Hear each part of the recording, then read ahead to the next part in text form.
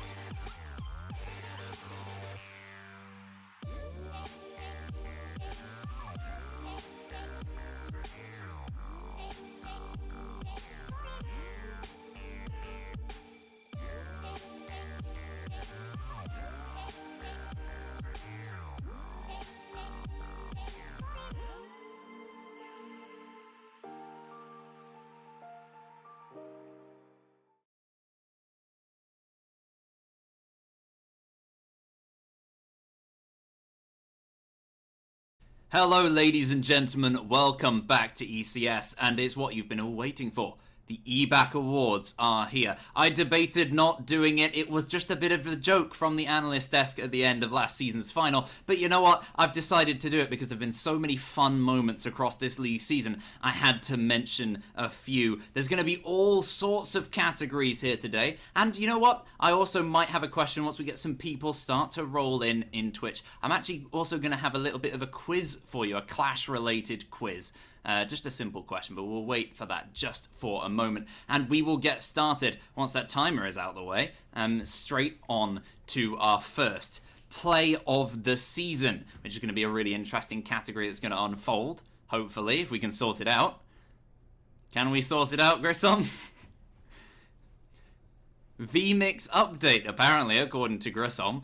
So just give him a moment and he'll finally run that. So yes, one of the categories I'm going to be running is Play of the Season, which is the best moment of skill from, remember this is all EBAC perspective. I haven't seen every game. A lot of this is Majors Division and a bit of playoffs as well. So Play of the Season, we've got 3, 2, and 1. Here we go. EBAC Awards Play of the Season. We'll do 3, 2, 1, as well as the worst play of the season, the fail of the season, where we'll do third place, second place, and then first place as well. And we'll stagger that across the show, I think, because that'll be quite interesting. We've only got a few of these categories. Roll the clip, Grissom, for the third placed.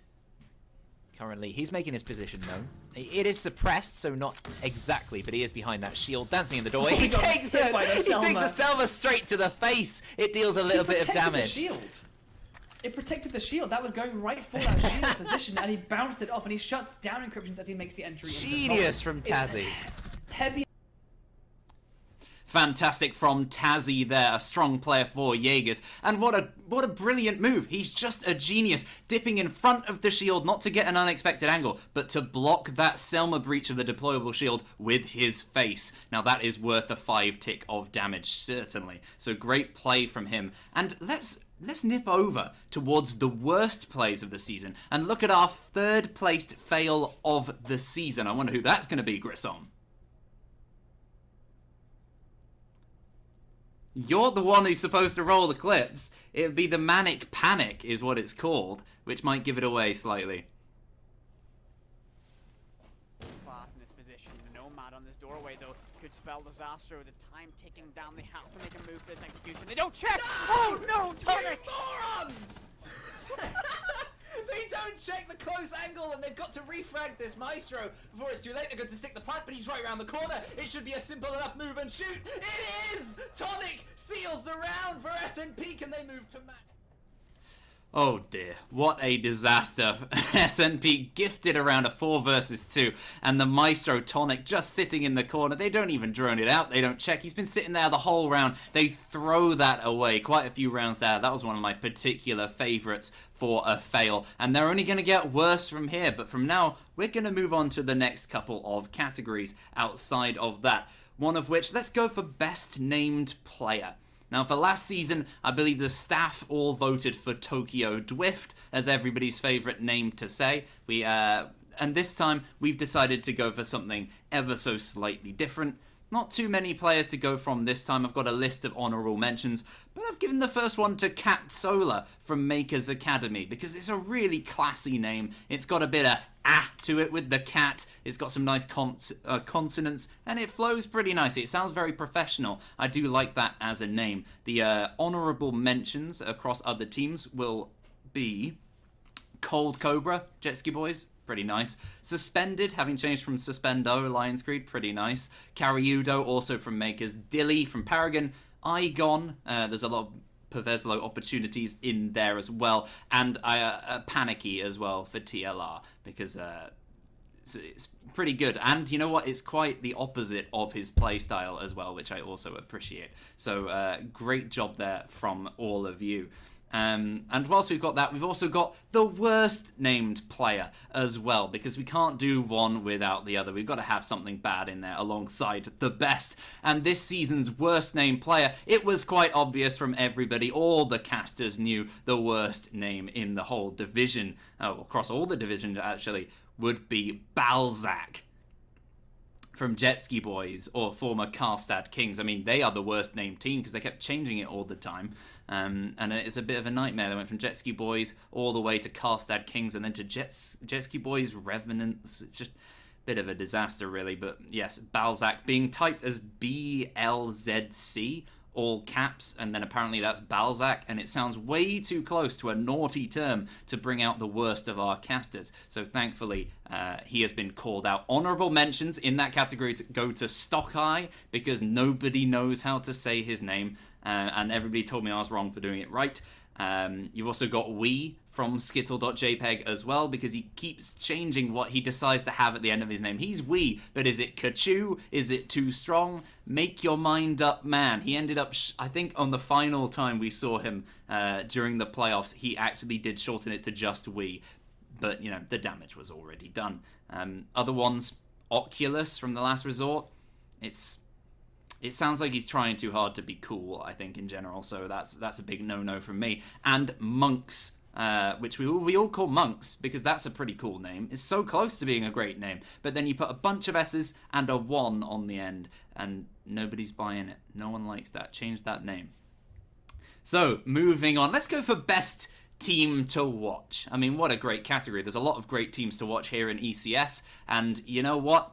It's been a bit of a debate this season as to which team. I'm mostly looking at majors in general, but for this season, I'm giving the award to a contenders team, which will be The Last Resort. Just one too many of their games in contenders were absolutely fantastic, especially the Makers Academy game, Consulate, Coastline, what a couple of maps, and they were fantastic to bring to you. The runners-up that I've put will be Paragon with their fantastic run throughout the playoffs. I mean, credit to them, they've been great to watch, especially Taps, an underrated player, I think, throughout this whole league season, and Lions Creed as well, as much as I hate to say. I mean, you're not going to win if you don't do something in a good bit of fashion.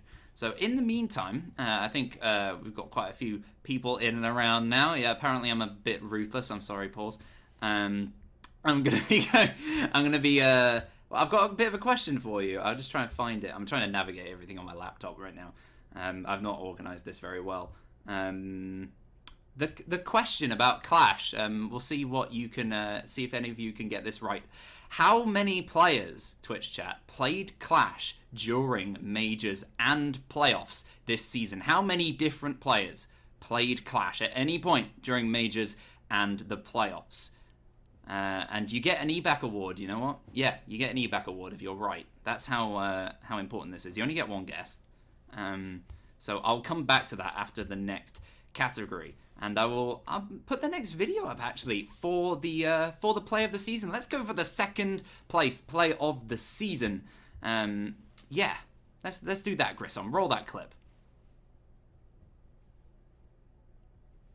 It's a 4v2 scenario right over here, and that, well, actual rotation back into kids has been patched up, but now it's become Choom's canvas for the time being. He will be smoked out with that toxic bait, but that is going to grant Encryptions the opportunity to get the diffuser down. It will be confirmed as he is placed in the DBNO, clinging on for dear life as Noodle will go down as well, putting us in a technical 2v2. With 35 seconds left to play with, this is certainly winnable. Spike is going to find the head of Chooms as well, and now it's all down to Burns in a 1v2. He's on very minimal HP, and Withstand has been removed. If he takes too much damage, he is certainly going to go down. In Karlstad, they're on his tail. They're on his case. He will be spotted out by BL, but can't capitalize, and Burns, too slow to the trigger. He'll be taken down by Spike. That is, if I'm not mistaken, a quadra kill coming out from Spike right there.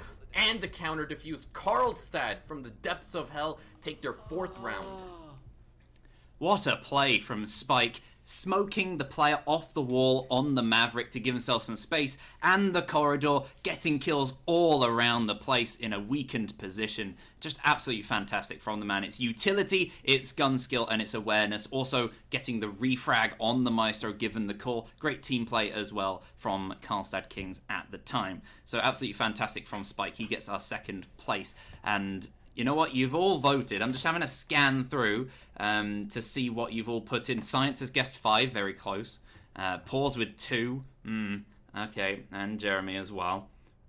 1, it was Vern's. No, not quite. 6 picking doesn't count. I'm having a look through, and it seems one person has got it correct, so that's perfect for everybody involved.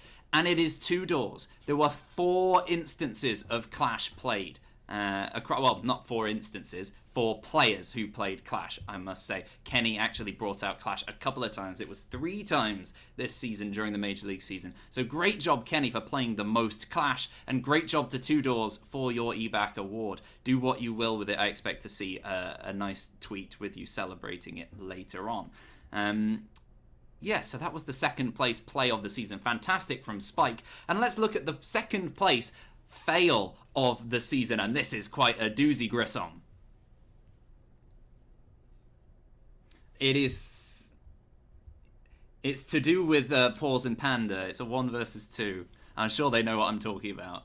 Giving the Z pings, and he may have just made the rotate of the century round to top red stairs. The landing rotate is gonna make it work, and yes, Jaegers are now moved into trophy. Potentially this is not known. They've done a ring a rosy. It's sort of like we're in nursery now. The plant in the safe corner goes down. The flank through Astro, is it gonna come? The decoy at close range.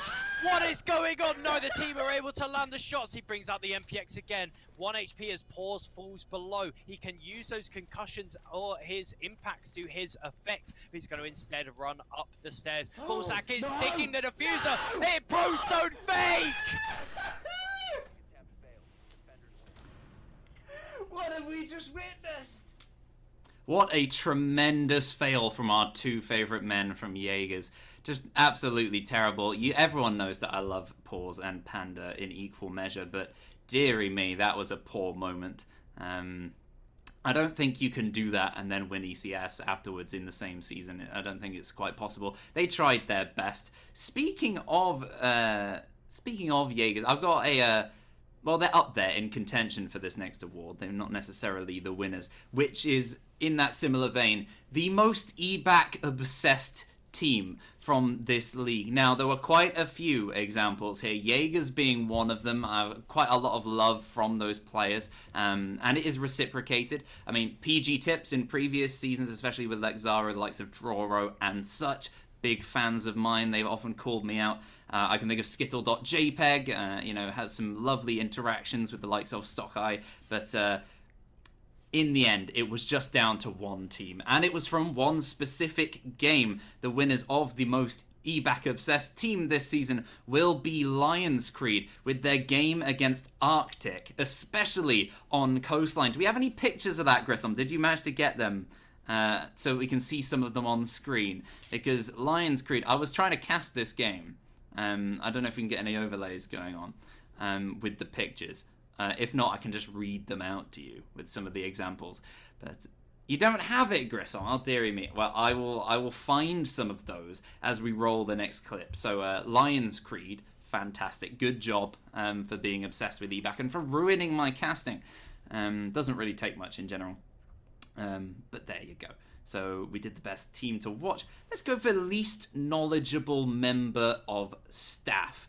So I was originally going to run this bit as we had the staff predictions throughout the season, and everybody knows, we could look through and figure out exactly who got the most wrong, who got the most right. Unfortunately, that was all a mess and it was all a disaster. So I'm just going to have to give it on a whim for who got everything wrong and who also doesn't really know anything about ECS or about Siege in general. And that award will go to Elderbrain for putting absolutely zero effort in across the season to pay any attention to any of the teams, the players, or what is going on in Siege. So congratulations, Elderbrain, you've got yourself an EBAC award to your name. Moving on, let's go for, you know what, an even more contentious category amongst the casters, and everybody's been building up to this one. It's Caster of the Season. Now, this is quite a tense one. I mean, last season, let me think, who did I give it to last season? It was CCV. CCV won Best Caster last season. He was an absolute marvel to work with. What a man, what a legend. He knows his stats, he knows his stuff. He's just very, very strong. And also, he's a great lad. great lad in general. The Michael Jackson references are fantastic. So great from him, but I can't give it to him 2 seasons in a row. That's not how the EBAC format works. So best caster is going to have to go to somebody else. And this season, I've decided to take somebody off what we would usually have on the production or observing role, but jumped off this season for one particular game, and that was Noah, who put in an absolutely stellar performance. I can't remember exactly what game it is. You might see it in at some point later in this series. But great job, Noah. You've won yourself an EBAC award, and more importantly, the thing people will really, really care about, probably more than anything else, is the worst caster category. So many options here. Well, if you can recall in your little brains, worst caster, it went to Jess Goat last season for her wonderful desk hosting. That was not wonderful at all. I don't know why I said that. It was absolutely terrible. So she easily took that one with an honourable mention of Sir Pega. Both of them haven't casted this season, so they are not able to maybe take a second. Sir Pega couldn't quite overtake. This time, it's a pretty simple one. I mean, I gave Noah a lot of praise for, taking that risk of going from the observing to the casting. I mean, great job from Noah. Best caster, certainly. But he was also the worst caster at the same time. Absolutely horrendous. And we also have a clip to prove it. Roll that clip, Grissom. There is a clip. I sent you the clip of Noah being terrible. It's called, what's it called? Oh, I wrote it down here somewhere. Noah caster. They turned it around is what it's called. Sorry for the delay, ladies and gents. Run it! They managed to turn it around. Pardon me. Turn it... Whoa. Sorry. Turn it around. Chuck in a few extra...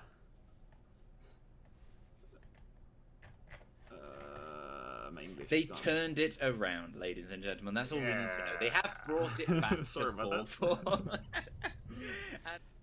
Deary me, what a disaster from Noah. Thankfully, he had me to save him. Obviously, I can't vote for myself. I'm not compatible with EBAC awards. I think if I got an EBAC award, the world would implode. So we've got to stay away from that. And let's move on to some community-related ones. There were some interesting categories here, certainly. I had a good couple of ideas for comment-related awards, but in general, the comments have been pretty dull this season, so shame on you, chat. We need to see something a bit more fruity next season. But there was certainly one, which last season, of course, we had Death Threat of the Season. No such thing. I mean, we've seen very few death threats this season. Very disappointing. I've had to get rid of that category, and I've instead replaced it with sexually inappropriate comment of the season. And this award goes to Two Doors. Enjoy your second EBAC award here today. Can you get that up, Grissom? I sent you the picture. There we go. During the cast of the game, Tubes, may I say that a melee kill got me nursing a semi, for which he was very, very rightly, I don't know what happened to him, to be fair, but it wasn't good. I mean, AJ probably had a bit of a shouting session at him. Good job, Two Doors, for ruining our competitive integrity and our lovely PG nature. Next up, we have...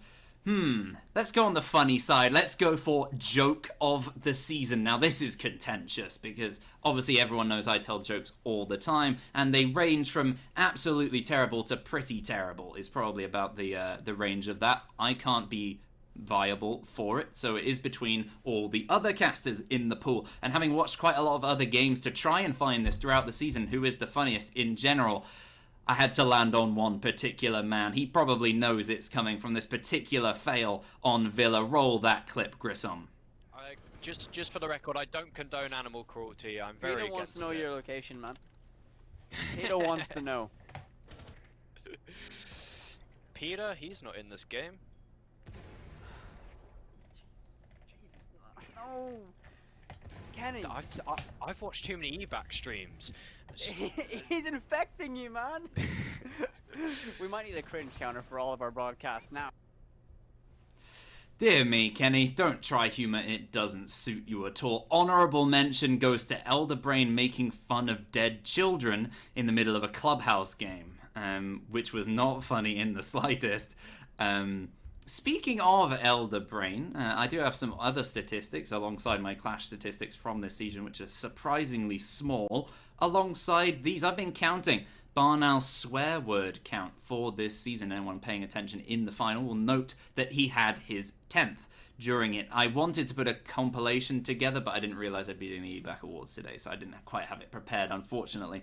But I do know I can do a map breakdown of the maps that really do bring out the worst in Elder Brain. So it goes like this. He swore twice on Villa, twice on Theme Park, once on Consulate, because he thought it was he thought we might have been going to Oregon. There was a bit of confusion, so he swore Clubhouse, which is 1 as well, and 4 on Oregon. And it's kind of 5 in spirit, given that. So Oregon clearly not a great place for Elder Brain, and what a rude man he is. He needs to be stopped. I mean, 10 in a season. Start that petition to get that man fired, because he is terrible at his job. Moving on to the next category, I think it's about time to have a look. I think we've got 2 awards left, if I'm not mistaken. Yes. Let's go into an interesting one, which is Meme Lord of the Season. Now, this is so contentious. Everybody wants to be the memeiest lord of them all, and it was a tough one. I had to look through a lot of team chats and figure out what sort of memes people were posting and all this. And also the memeability within games, the amount of horrible things that people are saying to each other, even just general harsh insults across the board. And one name keep popping up throughout the entire thing. And I couldn't really fight it, and unfortunately, it is that very man. The meme lord of the season is iFluvio. So congratulations on your eBack award for being the memeiest of men. And I also, just on top of that, it's not just because he's hilarious or because he posts the best memes or anything of the sort. It's also his KD, so laughable. Everybody really enjoys that, and especially this extra clip that I've got of a particular fail. Roll that clip, Grissom. Jeff taking a lot of damage. He's traded some with Panda. Demantas going for an aggressive run, an impact and move. Takes out Spike. No, that did not just happen. Oh, iFluvio breach charge killing his teammate. That might be one of the worst team kill mistakes made in ECS that I've seen probably ever. Cold Cobra taking even more damage. Oh, shameful to watch, but yes, iFluvio is the man for that award. Honorary mention will also go to CCV, as in the staff meme chat, he is absolutely on it. He knows exactly how to get everyone laughing, so good job, CCV. And moving to, finally, the most important thing, the culmination of the best play of the season and the fail of the season. In first place, not just for the best, not for the worst, but for both at the same time. Roll that clip. We've got to see what happens. That's not. It's gonna be charging on it. A horrible crossfire established, but he's gonna get a perfect trade. A massacre down and off with the pistol out by Jaeger. Not enough, but Hazard's gonna be able to get one of his own as Castola falls, and now it's all down to Wes in a 1v2. Can he closes one out for his team? And Fry at his feet. He puts out a position to find it yourself. Well, that wasn't the right one. Thanks, Grissom. That was just a wonderful example of hot single of the season from Whippet, Feet eBack, of course. That was a fantastic game.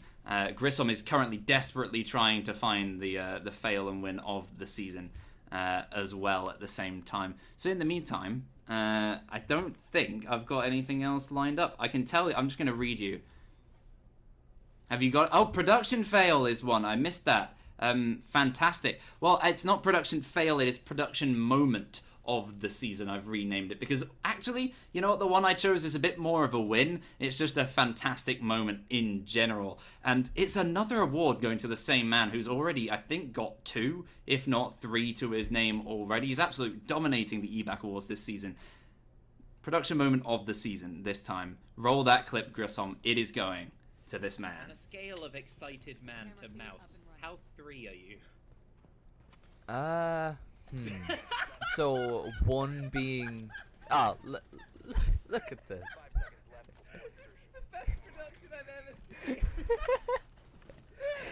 I don't know what Solar's doing with that black eye in the C4. Amazing work, amazing job. I'm speechless. That is fantastic. This season has been Noah's pretty much in general. He's run everything. I mean, he's won, I believe it was Noah winning a chess match against Max D on screen as well during this season, which was a fantastic production moment. Noah has been absolutely fantastic. He's been doing his bingo card as well. I don't know if he's finished that or whether he can call bingo. Let us know in the chat, Noah. There's been all sorts. This man is absolutely rich with EBAC awards. It's great to see. What's the update, Grissom, on how that clip's coming along? Have you got it? You can't find it. It's like the most shared thing around. Dear me, I didn't send it to you. I said go find it. At least 4 separate times I asked you to go and find the clip.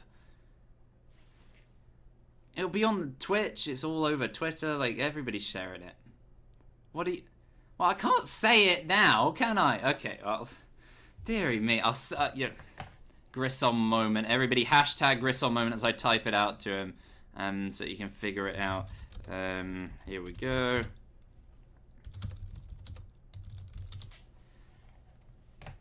I said it like 15 times, man. And I said I don't have the clip, but it's alright because it's everywhere. Just go find it and download it. I checked with you over like the period of 10 minutes to make sure that you were doing it. Okay, there we go. He does indeed have it. So I'll reintroduce it. The play of the season alongside... Oh my... What a disaster. I mean, how excited is everybody for the show match coming up as well? We're starting off with Team Mean Ping up against Barn Burners. I'm going to be playing in that one, so that's going to be fantastic. I hope you're all ready to see some of the worst play possible from anyone. I've been playing mouse and keyboard for about a week and a half. I've never used it before, so excuse my class play. Finally, there we go. Grissom has finally sorted it out, and we have our win of the season. Best play from an individual player, and the worst play from an entire team. Roll that clip, Grissom. Bringing smoke grenades alongside. No. Oh no. Oh no. Oh no. What? What are we witnessing? No. What is this? Stano! He gets 2! He jumps past 2! He's losing it in the chat, and I'm sure you guys are as well. What? That was the weirdest thing I've ever seen. Panda, they vaulted together. Deary me. Steno, take your award, the best play of the season. Just a bit crazy, and also complete fail from the opposites, from Jaegers. I mean, just standing there, not aware at all. Very, very funny. And also, if you haven't seen it, go find the actual reaction to that, I believe, from Jaegers on Twitter somewhere. Somebody posted it with them all panicking. Kill him! It's hilarious. And you know what? That will conclude the EBAC Awards for ECS Winter Season 2021. I hope you enjoyed. I hope most of you could nab an EBAC Award or 2. Good job, Two Doors, getting that quiz question right. He knows his stuff. He didn't cheat. I didn't tell him. I haven't spoken to him about it. But it was a very good guess in general. Grissom guessed 12. 12? You think people play that much Clash? It's a real shame. We've got to see more Clash next season. We will certainly be seeing a lot of Clash come the show match, because I'll be in the first one. And that will be live in approximately... How long, Grissom? Approximately 1 minute ago, that match will start. So it should be any minute now. So I'd better get chugging my Red Bull and all that. So see you guys. Thanks for tuning in to the EBAC Awards.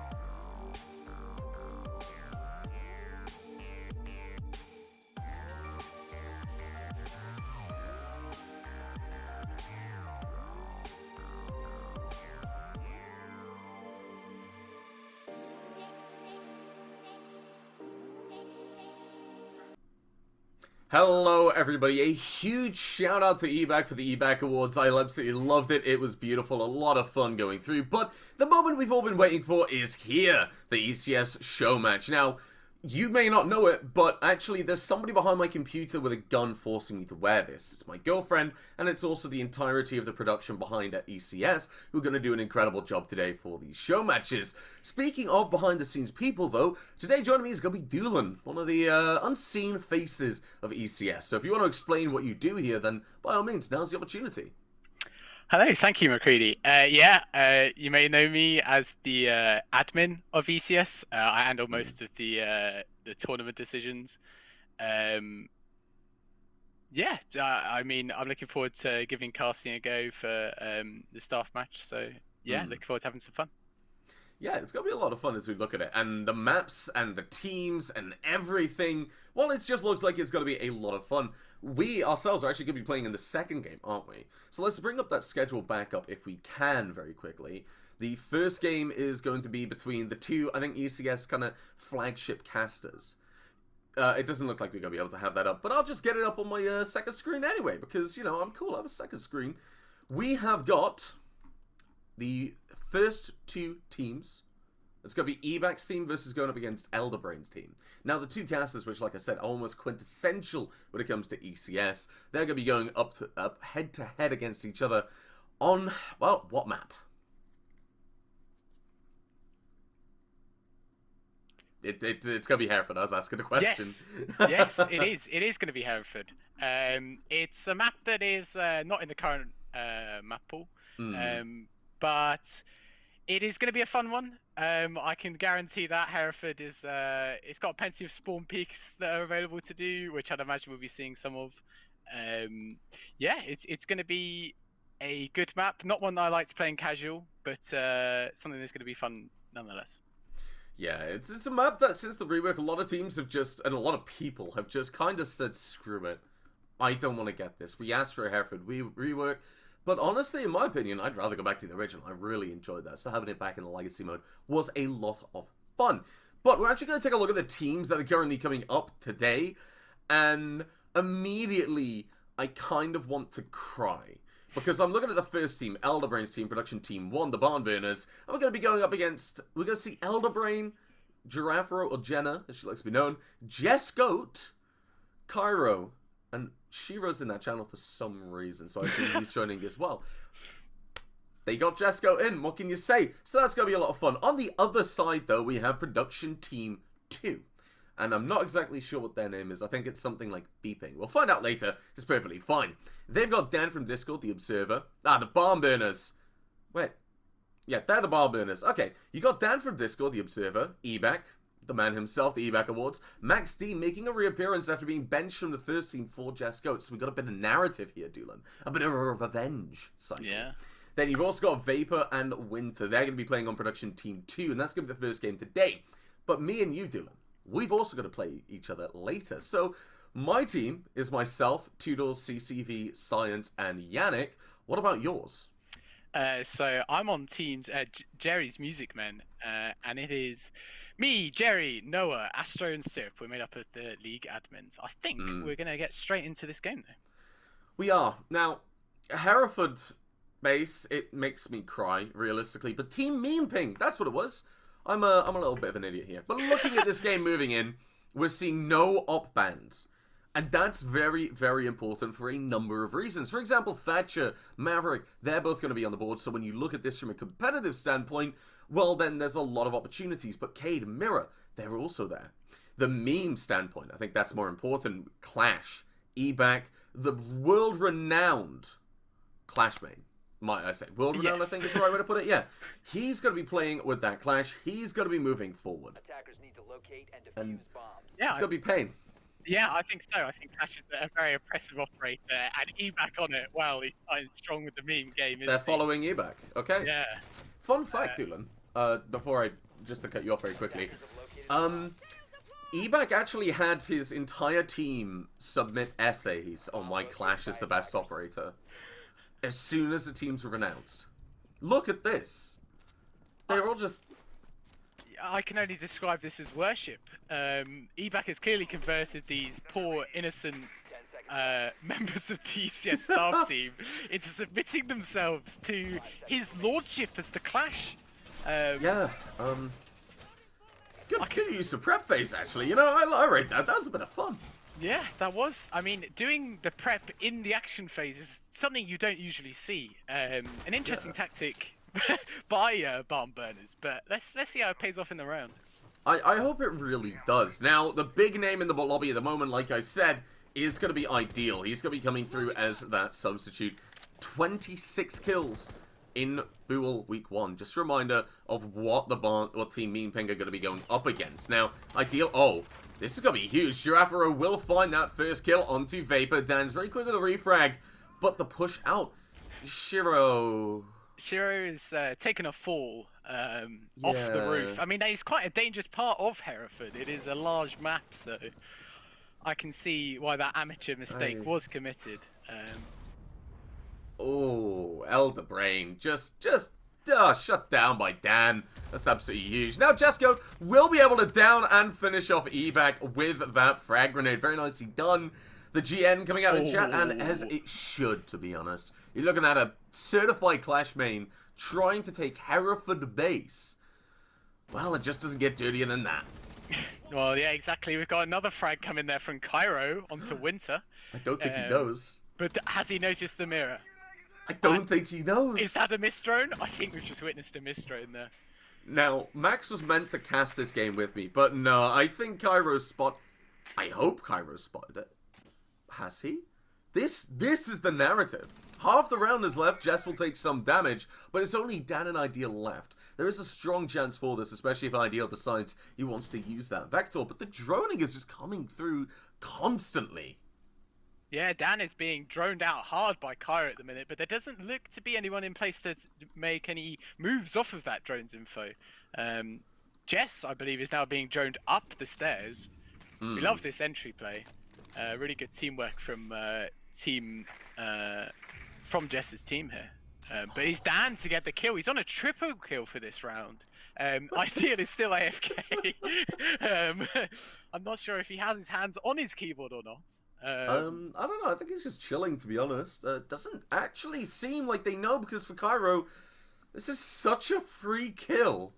But no, we're going to see Cairo. He's going to be joining out that tractor room now. Cairo's going to be moving over, looking to join. Ideal will jump off the camera, but Jesco's there waiting and finds that kill. Now it's all down to Dan in the 20 seconds of the round. He hears that diffuser going down. He doesn't know if there's a player there, but Cairo's able to find the kill. And Team Mean Ping will be able to win that first round. Now, I like to think, Doolin, that every single player on Team Mean Ping right now, I like to think that they've got a Jesco charm.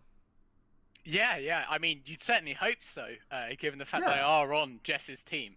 If not, it would be almost embarrassing for them, to be completely honest with you. You know, if you had the opportunity to play with Bolo, you'd definitely use his charm. So yeah, exactly. Must work the same way for Jess. You've got to show it off. But yeah, that round, a slow one to say the least, but a lot of promising things in there. We know an Ideal has some incredible patience, and we'll be running on to the Oryx now. Not really much strategy to really talk about, not really much in that last round we can really say, other than I think Barn Burner, every time they were getting a kill, it was playing catch-up more than anything. Yeah, I'd agree with that. It was a bit back and forth in parts. Dan came up huge with the triple kill, however it was not enough. I'd like to see a little bit more from Barn Burners, actually. I think Vapor is holding back at the minute. I think we could see some huge fights out of him later on in this game. Yeah, now the big thing I want to do say now, Jesco isn't the actual Jesco you think. Jesco is actually just a brand new caster to the scene. She's only casted 3 sets once, I'll have you know. And she's beginning her career, and she's looking to really make something of this and try and use this as a stepping stone to bigger things, you know. ECS is the perfect place to do it. It's the perfect place to get your foot in that T3, T4 opportunity in EU. And well, if you're watching this and thinking you want to be a part, well, you can, because sign-ups for the next season are currently open, and if you were to sign up, well, then you get to be a part of anything between caster and player, and anything in between. You can be an admin like Doolin, you can do production or casting like me, you can be a player like Not like these. We're playing like the other teams in the lobby that we've been seeing in the playoffs. It's a huge opportunity, so I do recommend you get involved, just like Jesco did. No, I've been told I missed out observers, but no, there's a reason. We are going to see Elderbrain moving forward. He is going to be opening that door, and we'll be looking to lead the charge of his team, moving in against the barn burners, but it looks like they're just going to be playing it safe, because it's the name of the game, to just be careful. And yeah, it is a bit poggers, Max. Yeah, I mean, I have to agree with them there. The red dot is a bit questionable on the Amaru, but you can only assume it's for tactical reasons and not for the visual, the visual deterrent that it gives you on the screen. The moving sight is not favourable, but it is in NA, so perhaps it is homage to Fox A on Oxygen. Maybe, yeah. I don't know. I'm not really assuming there's a lot of thinking that goes into this. And while Max is not thinking about the gunfight he's about to take, Jesco really just not taking any prisoners, picking up a third unanswered kill. Now tied with the rest of her team for kills, actually, and tied for top frag with Dan on the other side. Now, Dan has a huge opportunity to really step up with the shotgun, with the SMG, with the smoke canisters. Could just shut a lot of things down. But the bomb burners, well, they're just sitting pretty like they did before. Yeah, definitely so. I mean, we still got that clash aggressing a little bit.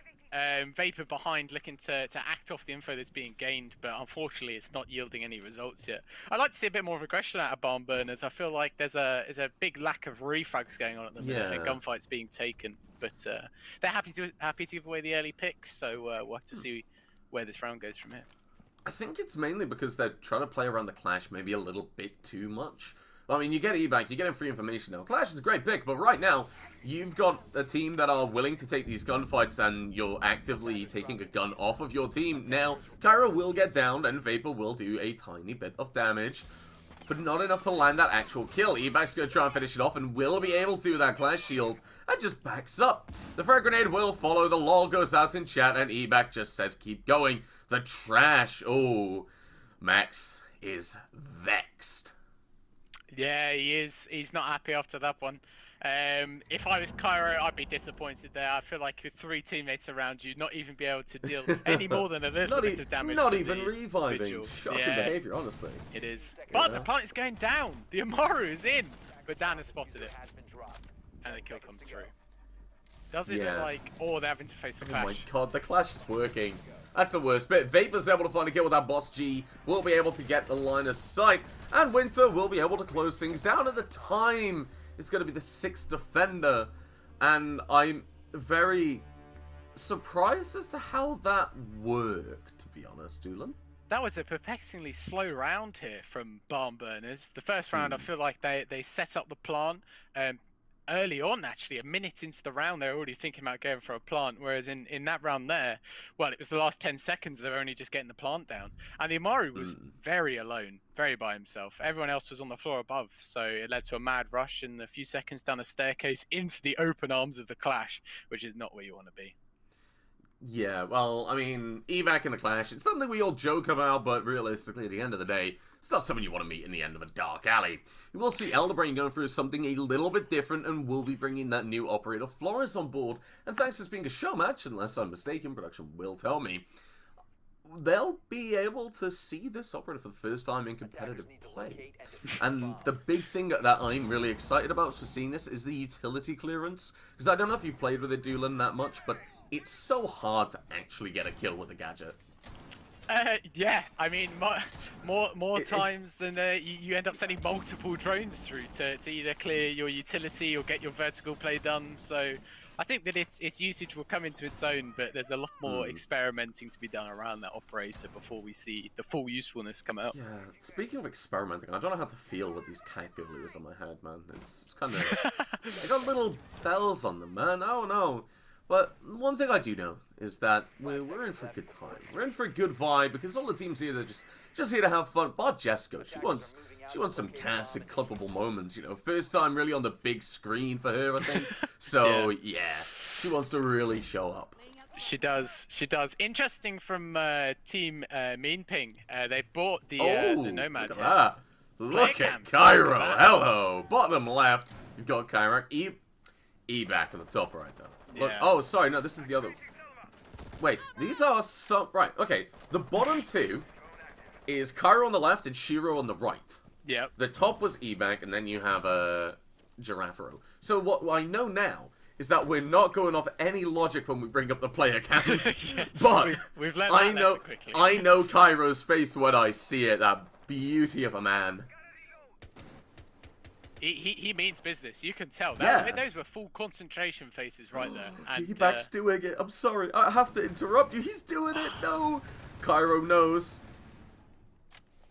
This Oh has to my be a free God. kill for Team Mean Pig. It's gonna be a free kill. If it's not, then Ebac's gonna win the round. Yeah, for sure. I mean, with 2 nades on the board, a possible nade could come in here to deal with Ebac, but I'm not sure whether that's the play that Team Mean Pig are going for here.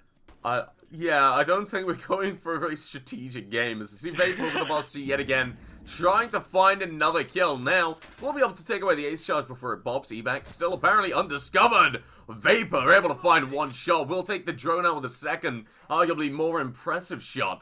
Shiro will be removed off the board. The counterpart being taken away. Cairo wanting that kill. Wants the refrag. A very low HP though. But the drone with Jesco might offer the opportunity as soon as she says swing. Oh, but nobody's gonna land their shots. A single shot at this point could potentially seal this gunfight and seal how this round plays out. Yeah, Vapor here is on very low HP as well, so there could be a possible first pick for the Barn Burners here in this round. And it's Never even mind. vertical play being done by Jess. Look at this. These are pro strats coming in here. She's I wonder played where this those come map in from. ranked. Yeah, for sure, for sure. There has been, Oh. there is definitely, she has that level of game sense to do these vertical plays. And it's, Elderbrain getting a kill onto Ideal, 4v4 situation. Ebac. And Cairo doesn't know. Kill. Cairo But Ebac doesn't is still know. alive. He's in the smoke. Oh grenade. no, he's revealing himself too early. He's gonna get taken down by Giraffaro. King Cairo's gonna find a kill to compound that. And suddenly Dan again is in a clutch situation. The plank going down, coming down the main stairs. The players don't know where he is. This is huge. He finds Elderbrain. He can't find anymore just yet. And suddenly, you see her. You know she's coming. Just go. Too late though. The very last second, and now Dan has an incredible opportunity to at least get 1 more kill onto the board. Yeah, he has to be quick. He's run out of time on the diffuser. And they've sent a nade in. Oh, this is really good. I think they know. I think they know. Jesco can't get it. Giraffaro's going to end it. And that is going to be Giraffaro looking very, very serious. Cairo, she is definitely. No, I'm looking at Cairo. Man's happy, in dude. EUL, that face. That's pure concentration. No, mate, Cairo's having a bev. You know, I might join him. I'll be right back. Yeah, okay. Well, that was turned into quite a dominating execute there from the Barn Burners. The protest will be ignored. Ebac may have been stuck, but he was on Clash, and that is a worthy punishment for the man for choosing this operator in every single round that he can. Trying to cheese SMH my head. Yeah, exactly. Wonderful Noah there. Noah giving the protest denied. And then giving the reason your mum. Understandable, honestly. Yeah, definitely. I'd like to see, again, a little bit more from the defense here. We're slowly getting the team play, but it's not enough. That execute was just too strong. Yeah, I think a lot of it does come down to Jesco really not taking any prisoners. You know, you saw her on that vertical play, able to shut down a lot of rotations between the teams. So as soon as, say, they try and rotate around, Vapor just tried to kill Cairo, couldn't land the shot. He pulls back into sight. Well, if that vertical play was a little bit earlier, well, Jesco could have shut down a lot, because a lot of that floor is quite soft. We also saw Jess being able to get eyes on to Dan, and although she couldn't land the kill, she was able to call it out, do quite a bit of damage, secure that assist, and, well, Barn Burners returned it to the bottom floor. Yeah, I think that's a fair choice. It's not the easiest site to defend, but it's certainly a bit more favourable. I'd like to see them challenge this vertical play that Jess was trying to make this round. See a little bit of an adaptation here from them. But with the castle, clearly they're trying something different here. I like this, a little bit extra strategy. But the sledge is perfect to get rid of those castles. So I'm not sure the amount of usage that they're going to get out of it. Yeah, I think Jess is just she's found what she's good at, and she just wants to roll with it. Can you really blame her though? She's been constantly at the front for Team Mean Ping. Jesus Christ. Do we have some normal team names? Like, I think mine's pretty good, so I'm gonna roll with that. And then you got Jerry's Music Man. I mean, that's a decent name at least, so, you know, we got some decent stuff coming up next. Don't worry, it's just a warm-up to the real game, I think we can all agree. But Vapor is gonna try and make this more than a warm-up, and will be unable to land his shots. However, the aggression from Team Mean Ping will be unmatched at the moment, and a lot of roaming presence from Bombburner, probably seeing the sledge play and wanting to avoid it happening. Ideal, though, will be taking down the main fragger, falling to Jesco, because I say main fragger, even though he's dropping a donut. Like I said, 26 kills. That man is just incredible. And it's not this game, but Vapor's going to do a little bit of the legwork. We'll find King Cairo and play on the stairs, and now has a very simple line of sight onto the diffuser. Yeah, Team Mean Ping going for a very direct attack this round. Quite the opposite of the vertical play we were seeing in the previous round. I like this. It's subverting the expectations of these opponents, and they've just got to deal with this Vapor on this staircase is the only real threat to their attack right now. Losing one of their hard breaches is not going to be detrimental due to Habana on the board. They will still be able to get the walls open, and this is certainly going to help. The Mozzie, they're currently the only one on site, but Winter is now rotating in to fill that gap that's been left. Up against 3 players sitting, facing from the breach though, it's going to be hard to retake that site, especially with Vapor on these stairs as well. Yeah, now, Vapor, like you said, holding that's a huge position to be in. They do have somebody watching the stairs, so if they drop down, Shiro should be able to find that kill. Getting a bit aggressive on the angle, though. Prone moving in. Oh, probably die. Vapor has the opportunity to find a really good position to be in. Elbrain, though, will find a better one. Finds a kill onto Winter. Able to shut things down. The drone will be taken away. But with that Boss G2 shots, Ebac is the only thing stopping Shiro from getting the kill. And now is the only thing stopping the 4 attackers from winning things out. Jesco will take away... Oh, no, she will have gone for the knife. It looked like she went for the knife, but she instead just killed him. Oh, horrible position to be in, and suddenly I'm worried that we did not strat enough coming into this. I'm just getting word from Shiro's mum here. So he asked, is his mum proud of him for getting 1 kill? No, she isn't. It's 1 kill, but it isn't 2, you know. Yeah, I mean, with that negative 0.5 KD, that is not ideal. You know what else isn't ideal? No, don't make that joke. There it is. It was made in chat. You don't make it here. Come on, man. Have some class. Ideal, yeah, going 0-4. 0-2 on the entry. That's not fun. That's Current not match rating of 0.03. We may only be on round 5, but that is low. Yeah, sorry, Max. I love you, but apparently this is the roast of you, so while we're here, I think I prefer Sniper Monkeys in Buell, the other league that you play in, to the Princesses. I'm gonna say it. I've said it. Sniper Monkeys is Sturksy though, Doolin, so can you really complain? I mean, Sturksy is He's a lovely guy. Lovely guy. Yeah, he is. King or problem with T4, depends on who you ask. If you ask certain people. I think I fall into the King category. I mean, the first time I met him, I was kind of told by other people that about a few certain things, and then I met him and like spoke to him and carried him in ranked, shocking as it may seem. I think he got 3 kills, I got 8.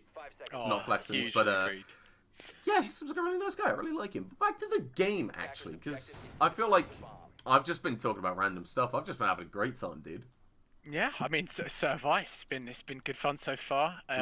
We like to see some variation. I mean, we're not seeing much variation from the attacker lineups though. We're mostly going with the same sort of thing. I'd like to see a bit more variation, maybe a little Monty play or something coming out. I have no doubt that barn burners will go all out on their attacks. But yeah, we'll have to see how this attack goes. It's a different bomb site again, I believe. On the first floor instead. No luck with the basement, so going back to the first floor. Doolin, Jerry disagreed with me. I'm gonna get fired from ECS. That is not ideal. I mean, Jerry's the big boss. I've also started the Twitter beef with him, just starting it out strong. It's been a lot of fun, and I want him to know that I love him, even if he is bold. I mean, the lack of hair is is definitely present. However, that does not take away. Look, from, right, it's from fine. Jerry. I can't grow a beard. He can't grow hair. It's fine. But, yeah, I mean, I guess those two cancel each other out there. Guess they cancel each Together, other we out. have a normal amount of hair on our actual head. Yeah, I mean, Yeah. when you see our team picture later, you will see hair on Jerry's head. But it's I just saw to that. come I out don't with like the that. That's a first cursed kill. image. Just to come out with the first kill on Vapor. Huge again from Jess. That's 2 entries now in the last 2 rounds, so... Please pull out the shotgun, Ideal. If you're playing on a choke point like those stairs, just to get serious again, and you know you're being pressured, the shotgun, that's the place to be. You're forcing them in horrible, horrible positions where, with a shotgun, well, you simply can't miss. So, I don't think Ideal should have fell back, but the way that he's been playing so far, I don't blame him. 0-1-4, it's not a great position to be. He's looking for that late flank while the plant is going down. 4 players of the defenders still alive while the plant is going down, and the Ideal is able to put a kill onto the board. Winter's quick to follow up, and now the post-plant scenario is here. Cairo being shot back by Dan. Ebac going down, but so does Jess. She's on course for her 2nd death, and Ideal's the man to do it. But Shiro's on the vertical play, and it doesn't matter. Bombin has stuck it. That Look was, at that. yeah, wow. What? Shiro's gone. Pros don't fake, and that is all I can say. Pros do not fake, and Dan certainly did not fake that defuse. Where did Shiro go? Yeah, I don't know. He's playing in the dark. Fair enough. Just to give just a reminder of the stream, if you type !charity, you can see what charity we are supporting in this stream, which today it is for special effects. And !charity, if you want to get on board with those donations. I do want to talk a little bit about special effects. I really like the work that they do. Like, even before, when I first found out about them, I was working with Esports Wales doing a couple of things, and they were one of the kind of sponsors, and we ran quite a lot of stuff with them. You know, they do a lot of great work. They make disabled people who may not have the same quality of life, they make gaming accessible to them so they can still have that little bit of normalcy that we might enjoy and take for granted. So, think about somebody who may have been in an accident, lost their fingers or something, and they give custom design controllers. They're really, really incredible work, and I don't think there's a single person out there that can fault it. So a huge shout out to them, and a thank you for what they do, and a thank you to the ECS staff, because I didn't actually have any say in what this happened. Shockingly enough, I'm just a caster, I show up. But huge shout out to the staff that chooses such a great charity. I want to say that. Yeah, definitely. I think that it truly is a wonderful charity, and so anything we can do to support them is fantastic. So this round here, well, again, the Ying coming out for Team Meme Ping. Wow, here is our first change here by Shiro, bringing out the Candelas. How much impact is that going to be? Vapor with the run out though. Oh, Vapor's Vex. He's angry. He wants some kills. Oh, the normal ECS season isn't enough. He's able to find the head of Shiro. The impact of the Candela's not going to be there. But Jesco, the roof camper herself, she's able to find that refrag and takes away one of the strongest fraggers for the bomb burners so far. All that's left is Dan and Ebac with his questionable roaming methods. He goes on the roam and then drones, exposed to a shot in the head without any protection. Yeah, I mean, I can only assume that Jess has a campfire and a tent set up on that roof. She has been there for a while and is there most rounds. However, how can you blame her when you have people like Vapor running out of the door on the top floor? It is indeed a free kill, so we cannot fault her for pitching the tent, sitting there with the fishing line and just waiting for the freebie. Well, I mean, she caught someone on the hook, so... Yeah, I mean, exactly. There's a good bit of IQ usage here coming in. I don't know what they could do with this information, but they will have that information on board. Again with the red dot. Oh, didn't see that one coming, did you, Alder? Winter C4. Doing a little bit of damage, but not enough to get a kill, not enough to really have much of an impact. Oh, it's Dan's. Okay.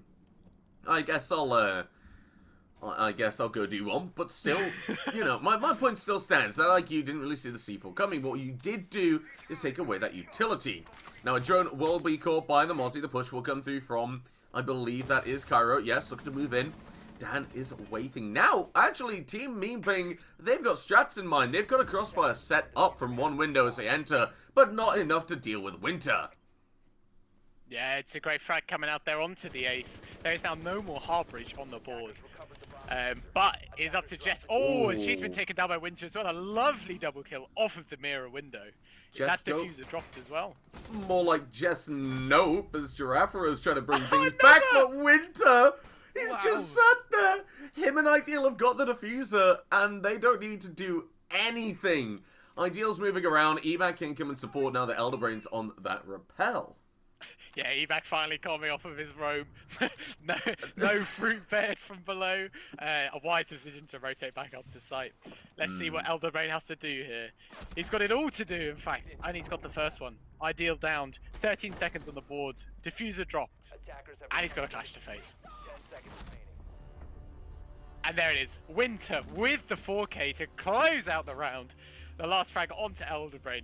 Nothing Elderbrain could do there. With a clash slowing you down, the shield right in your face, and yellow pings on your feet. What can you do? Not a lot.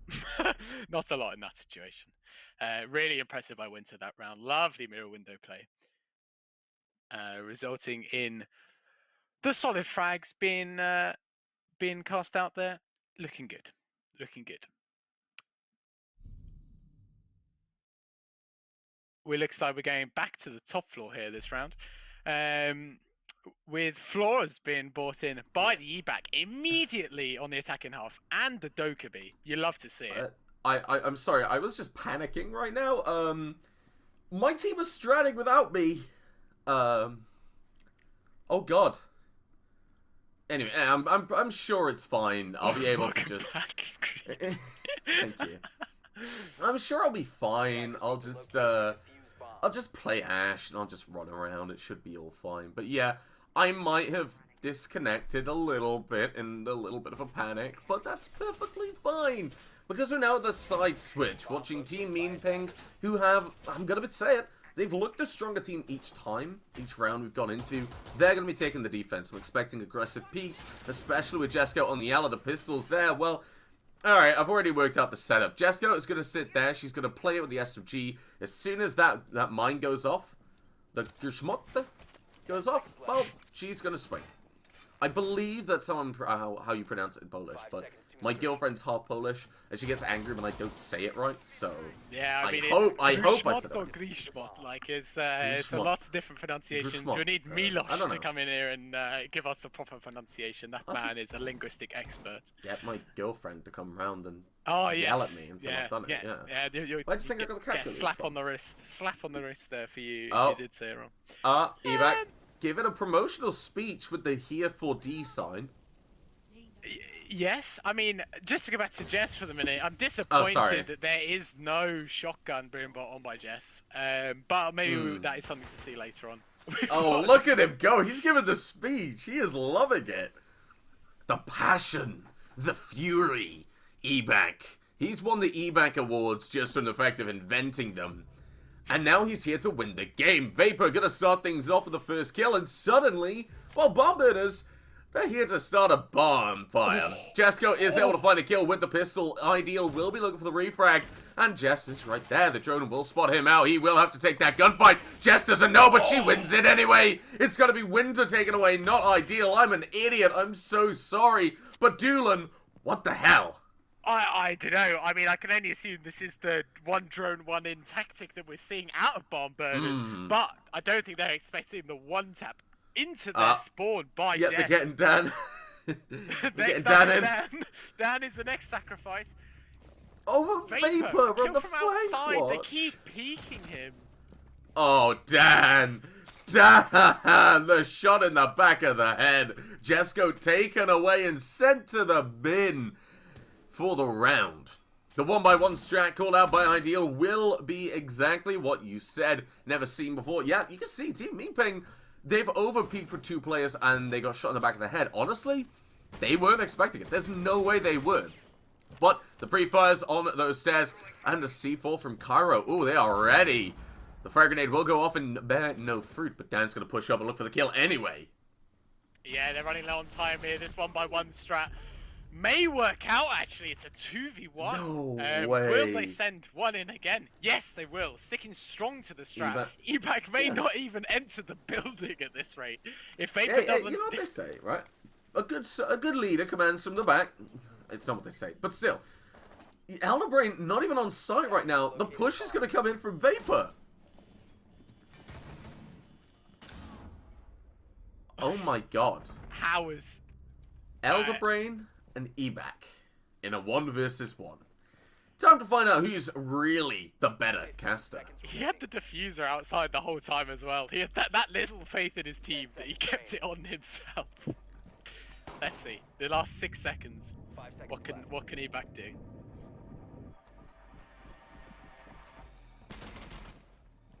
Yeah, the pickers are coming out. Will... Oh, it's so close! It's so close! Ebac with the gun! He's got the gun out! He gets it! Wins it! Look at him go! In the roof. The mental is shattered on Team Mean Ping. They're broken. Oh, Cairo, he's just taking all of the alcohol now. He can't stand it. It's all over. Bomb Burners lead with their first attacking round off the ball. Look at Shiro. He looks happy. He's happy to be here. They can't believe what they've just witnessed. The 1-by-1 Neither can I. with a 15-second by the time the last guy with diffuser enters the building, manages to get the plant down, and then wins the 1v1. That is not something you see every day. You know what? No, I'm loving this. This is great, dude. Yeah, Stream Snipers coming in on chat, but incredible timing regardless, because you saw the first 2 kills come out from Vapor, and then, yeah, there was a refrag from Jess, but Dan played it perfectly. Able to find 2 kills on the entry. Suddenly that 2 versus 1. No, 2 versus 2. Yeah, sorry. You got me wrong there. Vapor went in, was able to find a kill. But I'm looking at this, I'm saying, well, you know, Bomb Burners, people's champion, I think. Yeah, definitely. So there's a lot of variation coming in from them. You've got to respect their strats that they've got coming into this. They're not playing default. They're pushing the boat out, trying something different. Lots of optic changes as well each round. You know, you can't fault them there. Apart from Ebac, who will be sticking the Flores again. Yeah, I can't. I don't know what's happening. Will he use the gadget this round? Is all I can offer in terms of in terms of question for this round, because he didn't enter the building until the last 15 seconds. The only gadget that Ebac has is sheer charisma. Oh, I think that's the best thing to say. And yeah, no speech coming through right now by that Hereford sign, but they are going to be making a swifter entrance than before. Hopefully all moving in together. Probably the turtle strat coming through. Ideal on the entry, making short work of that barricade, leading down these hallways. Jesco, look for the spawn peak. Joke's on you, they didn't spawn anywhere normal. But Jess will spot Ideal. Will do some damage. The pre-fire comes out. She just doesn't land a shot. And yeah, oh, you know what? We'll chalk that one down to ping, shall we, Jess? As Vapor will be taken down by Jess. She will be finished off by Ideal in the tractor. Ebac taking some damage, but Ideal just doesn't care. Winter will finish off one player. Elderbrain is down and will be taken out. It's a 2 versus 4 with 2 minutes left. That amazing game sense from Jess to kill the Blitz after being fully blinded. You love to see it. She practically has the ability of Warden in her brain with that game sense. Amazing from her, really. Let's see where the execute comes out of Barn Burners here. We've got pushing up the staircases, which is the only thing you really can do on Hereford. There's not a lot of variation. What can Shiro do, though? The smoke grenade's in play, but not effective due to the Warden play. It's a rotation that's coming in. It is, yeah. Bomb Burners, they say, well, we've got that 4 versus 2 now. One of them's playing on high ping. That will be Giraffaro, who is an entry fragger for, I'm not exactly sure what team, but I know she's an entry fragger for them and has some scary Twitch clips, which will be backed up by the 1 kill coming out. The down onto Ebac will take place, finished off by Shiro, but Winter is there for that refrag. 2 versus 1 makes short work of Ideal, but a plan is going down. The information will be given to Shiro, but Winter wants to take the gunfight instead. Or maybe not. Now, Dylan, this is your first cast, if I'm not mistaken? Yes, it is. Well, that is what we call the caster curse, in effect, my friend. Not the worst case we've ever seen of it, but it's a little bit of it there. Now, Winter will be rotating around, able to find one of those yokai cameras as Shiro looks for this retake. Pings are coming through. You know where the diffuser is, but do you know where Winter is? Well, process of elimination has to be the door, and Winter, well, just holds the angle. Eback, look at him. He's getting the rounds. He's feeling it now. Yeah, it really is beautiful play. That's a lovely clutch again from a member of Barn Burners. 2 in a row 1vx's. Post-plant situations. You can't fault them on their ability to clutch. No. It really is beautiful. But you have to question, that was a 2v4. Should it have been that close again in the 1v1? Jesus Christ, I'm not so sure. Alright, I'd like to make a protest now, if that's okay. But What have I just read? What is that? Hey, dude, he's going for the EBAC awards, by the way. However, he's been that's rough. He's been excommunicated from the team, it seems. Or like they've been disowned. That's the word I'm looking for. Yeah, I mean, I can only hope that he isn't shot for cowardice by one of his teammates for this. I can easily see that happening. To be fair, we have had no team kills yet. That is extremely surprising. Yes. Given the nature of some of these players. However, you know, across the board, we have a fairly good kill share coming in. Not too many negatives on the board. Ideals picked up his game considerably since we highlighted him earlier, so you like to see that. Each player seems to be pulling their weight over so far. I mean, Eback, he may only have 2 kills, but you can tell he is the life and soul behind Barn Burners. 5 seconds remaining. The life of a party. Now, Jasko will be on the Maestro, which does offer quite a lot of opportunities for the team of Team Mingping. Well, think about it, right? You've just lost 2 defensive rounds on a game that should be inherently defender-sided 9 times out of 10. Recently it's changed, of course, but that still counts. You brought the older, you brought those 81 rounds instead, and you're saying, okay, let's go. Ideal, though, has also brought an LMG. Will do some damage to King Cairo, but not enough to kill, and vice versa as well. Right now, Team Mingping, the way that things have been going, as soon as Barn Burners get that first kill, well, honestly, you'd be quite happy to get away with your life at that point. Hatch will be open up, Ideal will be able to drop down, but Elder Brain is able to find one. He's going to look for another one, but he just can't land it. Jesco, the Elder, it's going to sing, but that Goyle shield goes down. She pops it herself and kills herself. Elder Brain and Ideal will each pick up a kill, and 2 minutes down, Elder Brain in a horrible position is left with no option but to fight his way out. Yeah, kills are raining in all over the place. And here we see, here we have the Finker LMG singing. And Giraffe to get the kill though on Ideal. There's low HP on the side of Barn Burners, but they still have the Finker stim.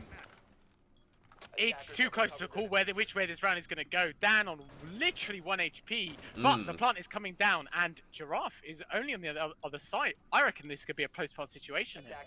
Yeah, she's ready for that retake. Will be leading in and will be taken down by Dan. But King Kara is quick on a refrag. Will have to be quick on the trigger to find the round and stave off match point. All that Nevak needs to do now, yet again in that 1 versus 1 with a plant down, is to hold the angles. He'll do a lot of damage, but he won't land that one single point needed. But the crossfire, that's all he needs. Just play it safe. The round is won, and surely the day. But no, Cairo catches him slipping and will get that defuse. Was that the Claymore that was just shot there? I feel like that was a Claymore. I have to say, that looked like a Doesn't Claymore. matter what it was. Look at him now, cool in a crisis. Wait. Oh, look at him go. Cairo. Oh, naughty boy. Yeah, there was 2 seconds left. That was how close it was. Less than 2 seconds left on the diffuser timer once the diffuse came in. Oh, that was Eback. All he had to do was stay alive. Cairo has offered the good morning into the chat. Wonderful. However, it is still 5-4-2 Barn Burners. They are in the lead. And there it is, the first round with the shield. Vapor picking in the Monty, but Elderbrain sticking the Legion, a direct counter to the Monty. So will Vapor be on this? I don't know. Will the 6-pick? Yes, that's what I was going for. Oh, he's gone on to the Blitz anyway. Oh, the Legion is just. Oh, I'm working myself up here. There's nothing that's gone on. We're looking at the up reveal phase, and I'm hyped. What is going on? I think it's a good sign for the game coming in. Now we do have the Yokai as well, a Jafra that can do that damage, and not necessarily damage, but it just puts a shield to one side. It allows your other teammates to put that damage in and do that work. Honestly, this is great. 1 round away from evening things out, but 1 round away from Bomber taking it all the way here. All the way to the very, very end. Max sending a bit of love for me, but... Because basically, right, Dylan, I'll explain, okay?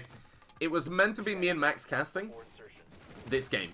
Yeah. But Max ended up going to Bomb Burners instead. Why? I don't know. I was just taken away from him, so I'm going to be doing a cast with, I think, Face It at some point once my PC is fixed, and we'll be working together on that. So, I love you, but we'll see each other very soon. A bit of love coming out for you as well, Dylan from Vapor, so don't feel a bit too left out. Yeah, Vapor is a bit of an interesting little player. Has his moments, both sides of the scoreboard, but he's going for the early entry here. The Malusi trap, a lovely counter to this little rush play that we're seeing. Oh, and the crossfire. Beautiful from Giraffe there to shoot Vapor in the back as he's pressuring Jess. You love to see it. Great team play from Team Meeping there. Now, I don't know if you know this, but myself, Science, and 2 Doors, most of my team, realistically, were doing some You Get 2 calls earlier, and we didn't see a single Monty at all, even though we were on Clubhouse, even though we were on Oregon, and we had ample opportunities to, realistically, but it wasn't meant to be. So I was quite excited to see it this time. That's not going to happen either, but we are going to see Evac with those air jabs, looking to put that plant down. The finger scan will come through. Ideal will find 1 kill. The boost comes out again, but he can't land a second. Elderbrain and Cairo will each pick up a frag, and now it's all down to Dan. Again, the man with a plan, but does he have what he needs to get this done? Playing on the roof, I don't think it's going to happen. Cairo is just waiting. I feel like at this point, is it just worth the jump? Yeah, I think he's going to do it. Don't do it, Dan. There's so much to live for, like observing ECS Season 2. Yeah. Which, by the way, sign-ups are open for if you want to get involved, because now's the perfect time to get into it when a lot of people have, well, let's be honest, nothing better to do, myself included. Dan is going to be safely rappelling off of that roof and will be looking to get onto that balcony. Can offer a lot of opportunities, but oh, the diffuser didn't get planted. Okay, right, it makes so much more sense. Yeah, to be fair, I thought the diffuser was down as well. Yeah. I thought Evac did manage to stick it, and I thought that was why. Wow. Elderbrain to get the final frag there. Didn't even see him. I thought it was down, but it was not. Dan all to do and can do it. Pretty hard there in the 1v4, so not much can be expected from that little play there. But 5-5 a draw currently. Will we see someone take it? I don't know. Do we have overtime? I think we do have overtime. I don't think anyone's gonna win. You think it'll go to overtime? No, I mean nobody's gonna win at all. No one's winning the entire game. Like, no one's winning. It'll be a forfeit. Overtime. Infinite overtime. Yeah, forfeit implies somebody wins. Infinite overtime, but the emphasis on infinite. But, well, realistically, that just can't happen. What can happen is Elderbrain with the 6-pick onto the cap can. I think this is actually a calculated move. You think about the aggression of Barn Burners have had. You think about the way that they've been approaching a lot of their entries into the building, and suddenly an operator which has those doorway traps, has that passive damage, and the information when the player has to either interact or trigger it, there is no in-between, unless there's a Thatcher on the board, which there isn't. Well, then suddenly a Capcom pick just gets a whole lot smarter, doesn't it? Yeah, absolutely. I have to agree with you. I'm really looking to see a change of pace here from Barn Burners. Mix it up a bit. Try something different. You know, 2 rounds lost on the trot. That is about as many as we get in a row in this game so far. So I like to see, try something different. They picked the Jackal instead of a shield operator. I'm all for that. I think the Legion was hindering their performance there quite significantly. The mirror will provide some challenges, but could be an opportunity for eBat to get those drones in. You know, someone will be standing on that mirror window, and if it's next to a soft wall, could that be a free kill using Flores's blowies drones? Yes. I'm gonna let you sit there and think about what you've just done.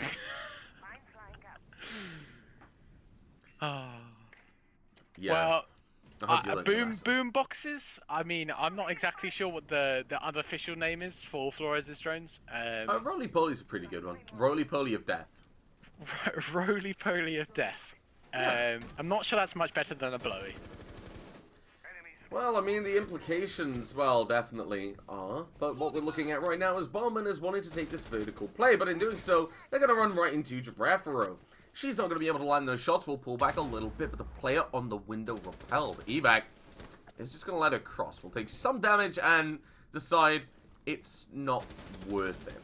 Giraffaro has the option to drop now, so any pressure that she will feel is just going to be negated unless you see Dan hold that angle. If Dan is playing that too passively, well, Giraffaro gets away for free. Jesco on the top floor as well, though, is ready to react as Vapor finds a kill onto King Cairo. Vapor's able to find another one, and a third. Jesco's down. Now it's down to the two anchors on site to stave off match point and get it for themselves. There's the diamond that we all knew Vapor was. Yeah, as soon as he gets a real gun in his hands and not a shield operator, we see the frags come out. I can't say I'm surprised. Vapor is an extremely good player. So could we see a potential ace coming through? That's what I'm thinking next. No. I don't want to hype it up too much, and he will likely be the next one to die because I said that, and it can't be an ace anyway. No, yeah, I was about to say, it's Cast a Curse. Max was able to get a kill as well with the SMG-11 taking away Elder Brain, and now it's all down to Shiro. Winter will go for the peak and will secure that kill, and will put Bomb Burner onto match point. Now, Jesco was subbed in as a legacy member of the ECS staff before I joined, before this season at least. I'm not exactly sure when, but it doesn't seem to be having any effect that it needed after round 3 or 4.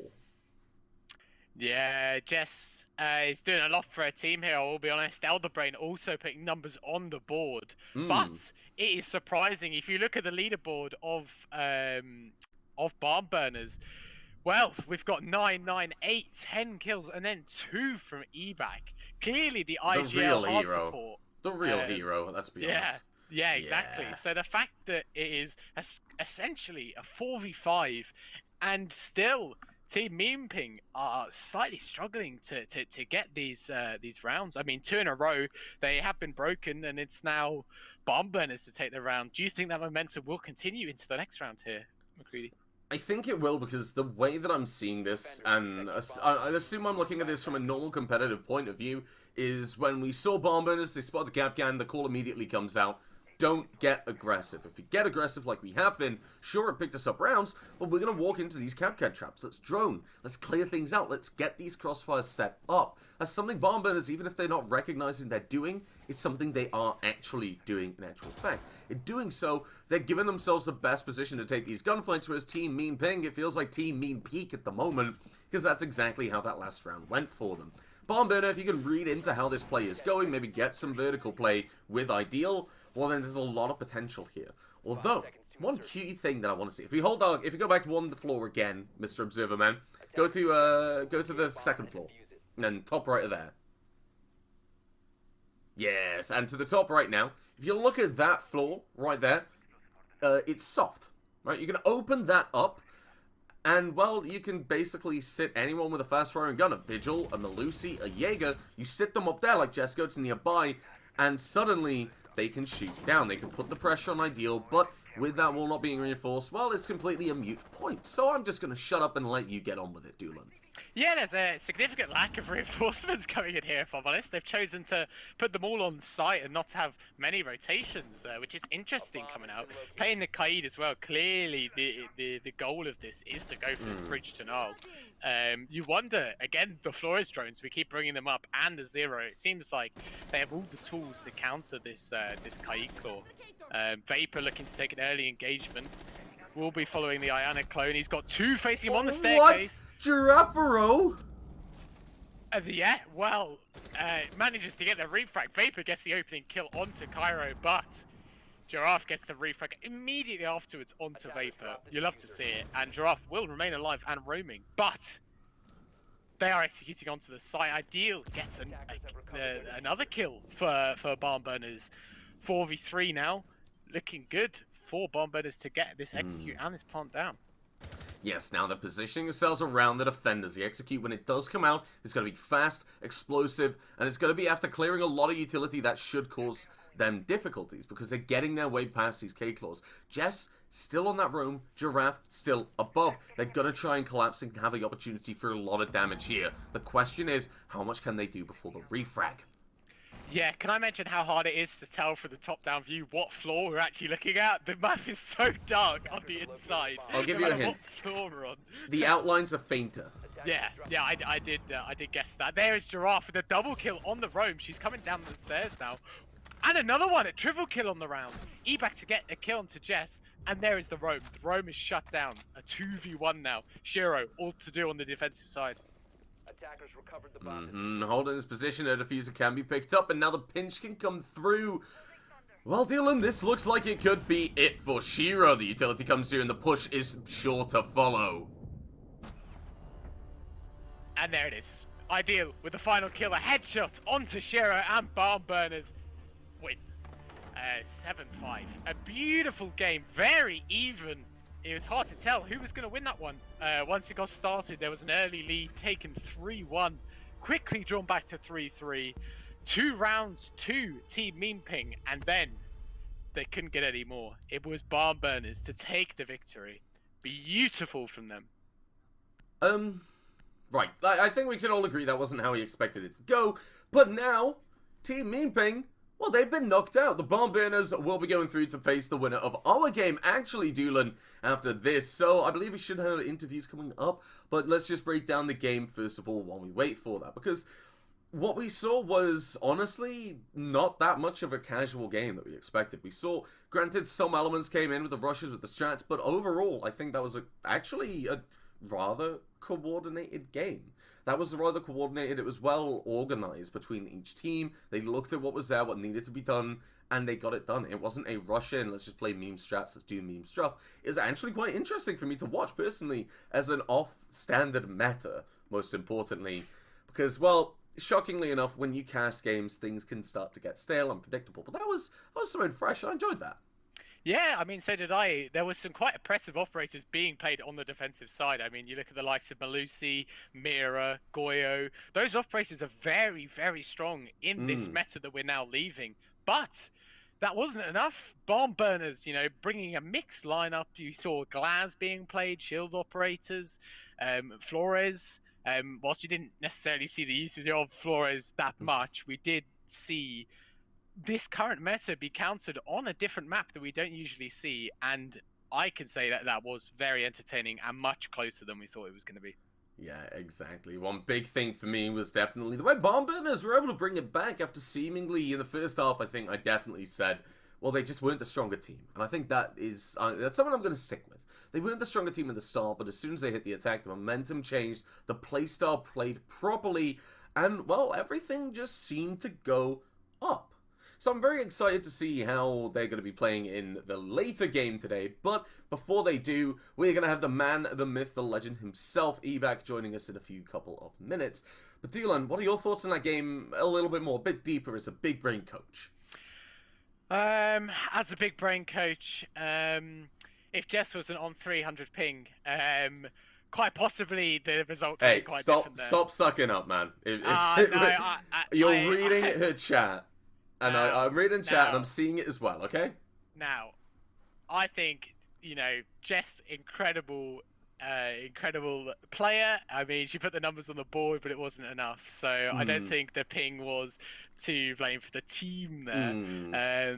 It seemed like, I don't know, EBAC was more, the EBAC's team was more prepared, and they had the cohesion, their executes and strats seemed to be well planned out. I mean, the 1x1 strat, honestly, I can't believe it worked, but it did. So, the 1vx's, the clutch potential was there too. You love to see it. You love to see it from barn burners. So I think actually a well-deserved victory there. Yeah, I think you summed it up pretty nicely. You know, Jess did a lot of work, as did Elderbrain, but it wasn't meant to be. Now, EBAC, the man, the myth, the legend, he's done the EBAC Awards, but now he's looking for something else to add to that Twitter bio. He's looking for 1x SCS Staff Match Champion, and you're well on your way. How you doing, man? Congratulations.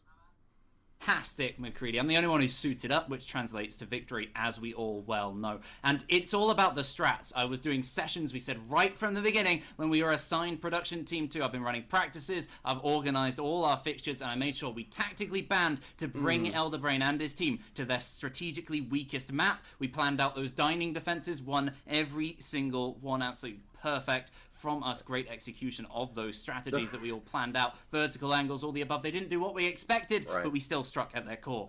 I'm going to stop you right there, and I'm going to say that I hate all of this, because everything he said is correct. He did, like, all that did happen, you know, you saw the vertical plays. That wasn't what really went on, aside from Jess being able to use it, not to the fullest potential, in my opinion.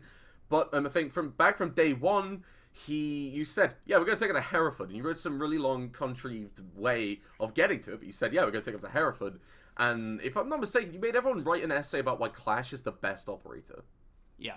I made sure that they were all committed to our core ideals. You know, I made sure that they did their homework. They know why we play the Clash. We know why we represent AJ's Blowies. You know, it's all very, very in our kind of core, and we really stuck to that well. We lost our mindset a bit when we got ahead. Unfortunately, we got to the 5-3, and I was trying to rally them. I was saying, we get to the 1 minute 30, whether it's a 5-3 in our advantage or theirs, we slow down, find a safe spot, get those drones in, and we finally got that together for the final round. Some of my hardest IGL work, because they would not listen, but when we finally did, it all came together, and it's my proudest achievement ever, especially in the final round, to kill Jess. I think the biggest thing I need to ask is that point exactly, actually. I need to ask how you feel now that an up-and-comer like Jess, who's looking to make a name in the T4 scene of casting, how does it feel taking her down? This is a big shot, a big opportunity to make it to the main stage, dude, and you've just snuffed her out. What's that about?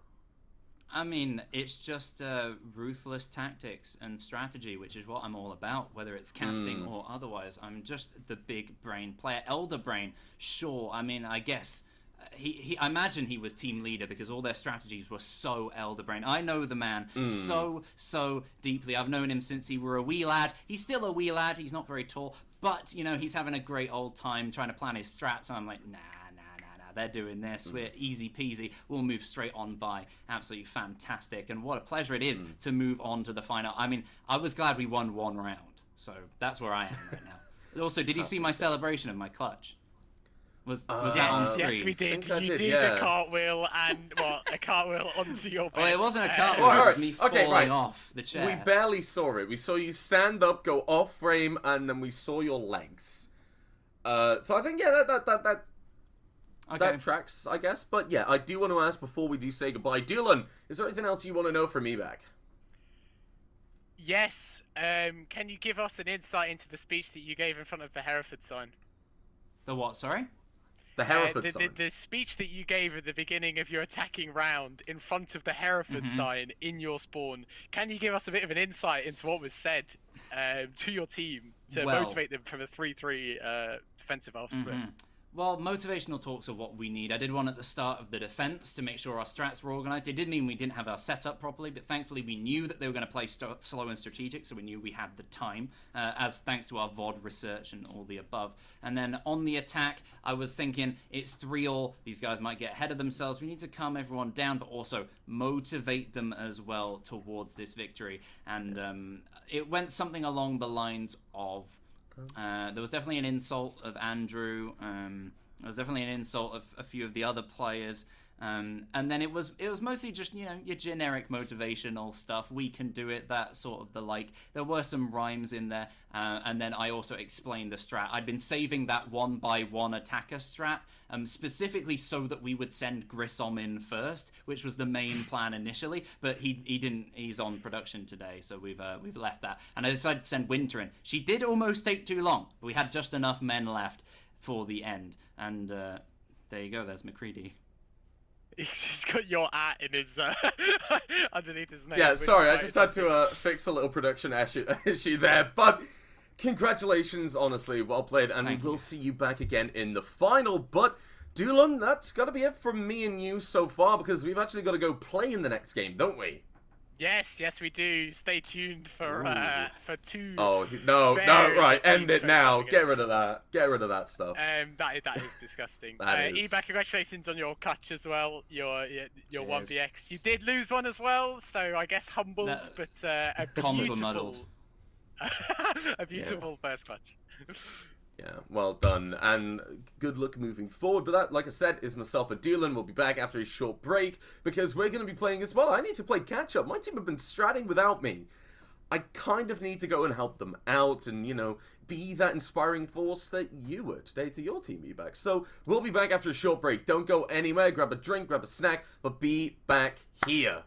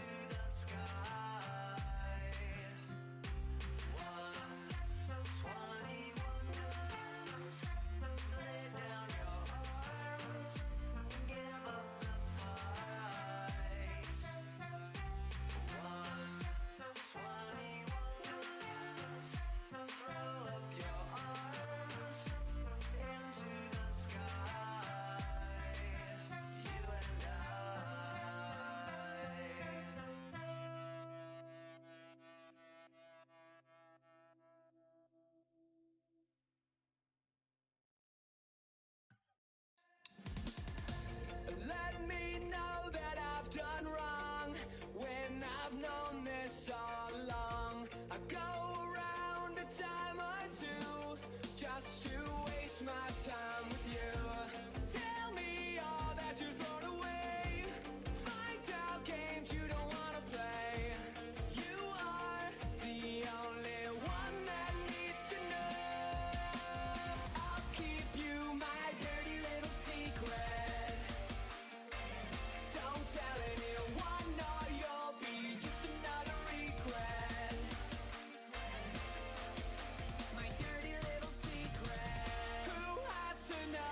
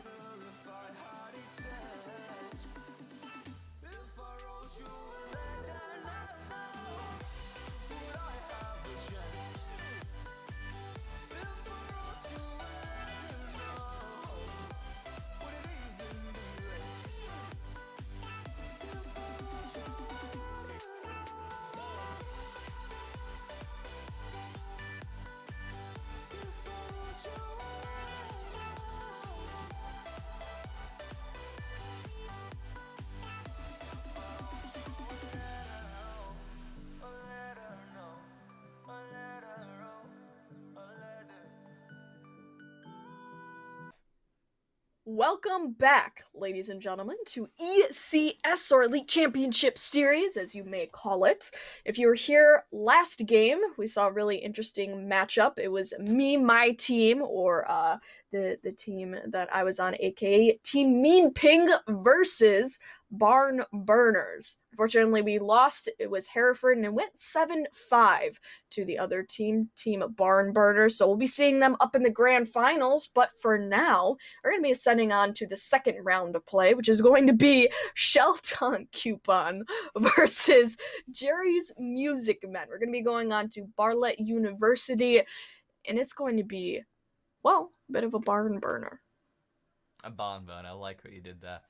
It's even more funnier because you lost the last match. So Jones jokes about barn burner and stuff like that, and Team Mean Ping. It's just funny at this point because you won't be advancing to the finals, whereas the team that I've been working strats with all week. Not to say that I'm a better Siege player than you, but you know, I've been teaching them strats. I've been working with EBAC on an individual and moral level all for 2 weeks now, showing them how to do strategies. You know, like I think I did have a major impact on that team, obviously needed for production, so couldn't play it today, but Winter, I think, done a lot of the carrying.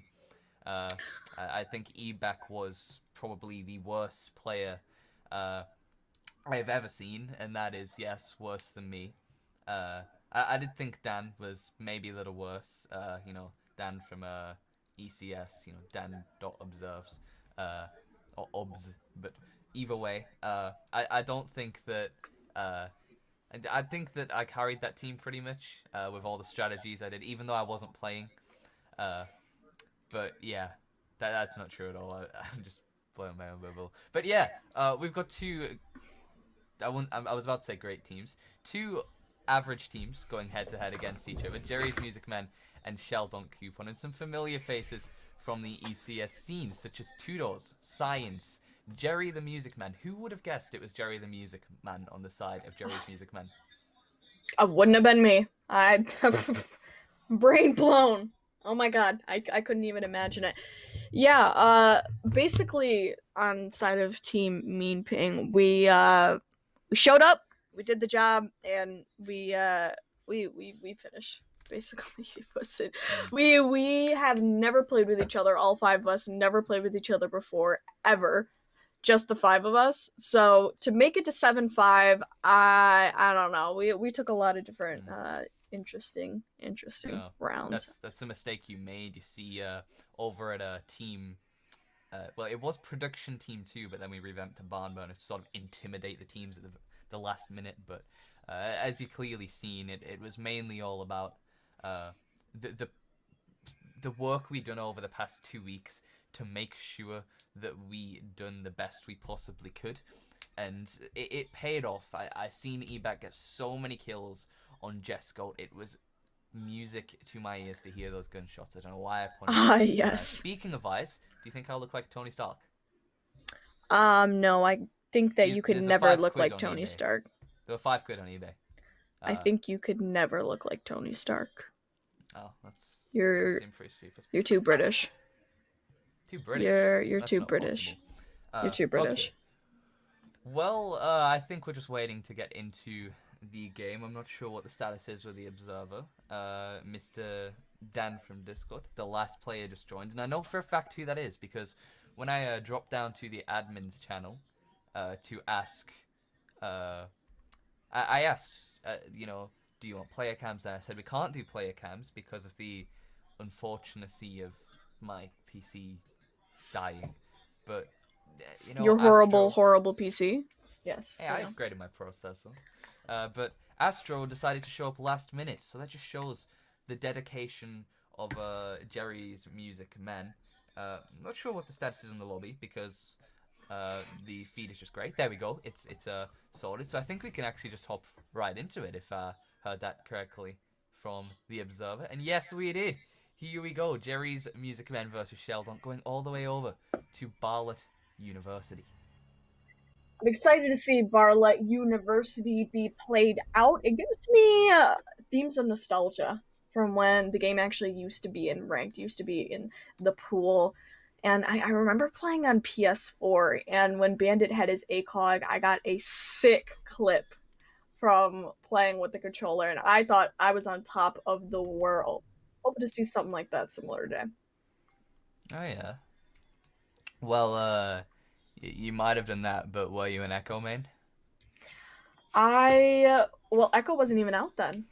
Oh well, yeah, that's probably why. You Echo didn't win was many not games. out. It was all about Echo, but yeah, it's sad that we're not seeing an Echo played right now. But what we are seeing played is the first skin we've probably ever seen in a competitive match. We are seeing the Mirror Elite coming out by Tudors, the I'm not going to use that word, it might be a little rude, but honestly, seeing the Elite skins come out in competitive, I'm excited to see it. We never see it, but Operators coming out, and really, I'm not sure whether they're going to play this really memey or really strategically, because I know that while the last game was going on, Sir Pega, the coach of Sheldon Coupon, a legacy staff member who used to be with us, but left due to IRL commitments, he's been coaching this team pretty well, so maybe we can see some...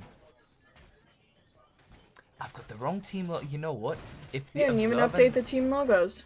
The Observer, like, I sometimes rely Hashtag on... Grissom moment. Hashtag Grissom moment. Yeah, I do need to change the overlays. So, while I'm doing that, why don't you talk us through some of the strats you might see, because I don't know anything about Barlet. Well, Barlet.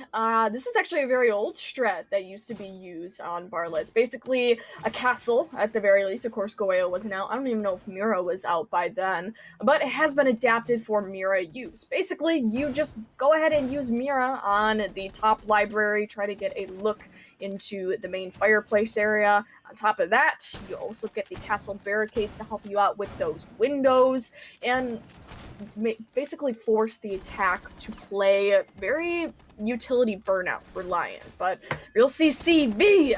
This man is going to be going in and getting a shot off on Syrup. We got Jerry. He picks up one on his own G8 Warrior, as you would call it, with the Amaru. We haven't even seen the grappling all come out. Shame on you.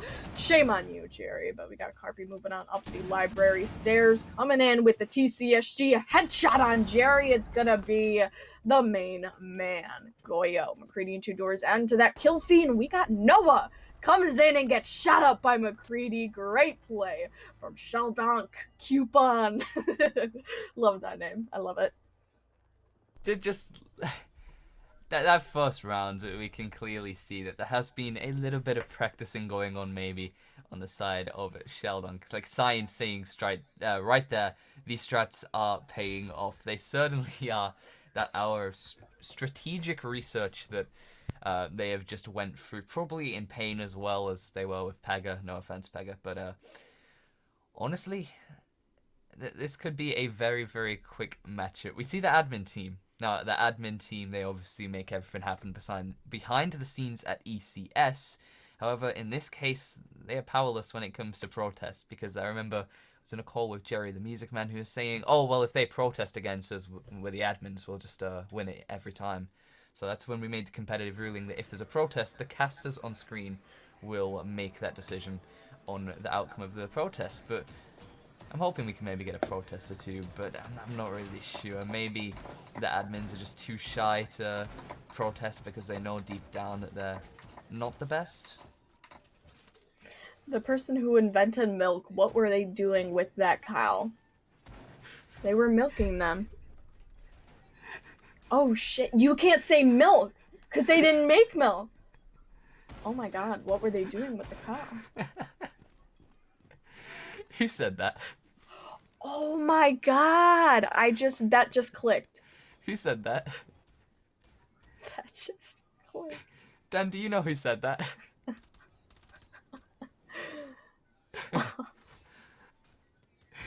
It was Syrup. Okay, Syrup, the man who is currently playing at his girlfriend's house, just came out with that. Commitment. Okay, commitment. I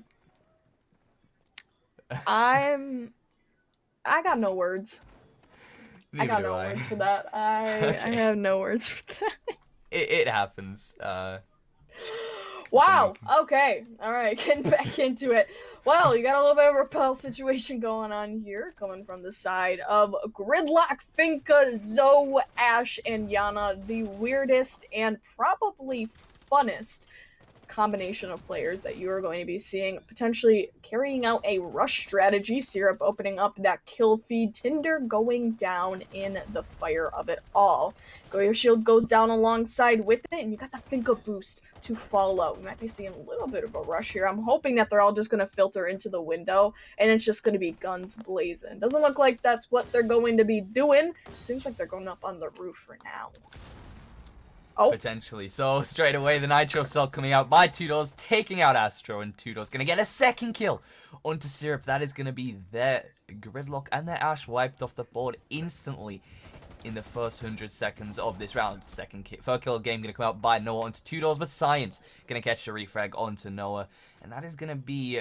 what was Noah playing? I've lost him. That was a Finker as well, so that is quite a crucial operator. But it's lowering this down to a 2v2. Doolin, the London coach, taking out CCV. That is one of the high ping players onto the side of Sheldon Coupon. But we're left with Science and McCready, which is a very strong duo. But we also have Jerry, the meme lord of ECS. Doing...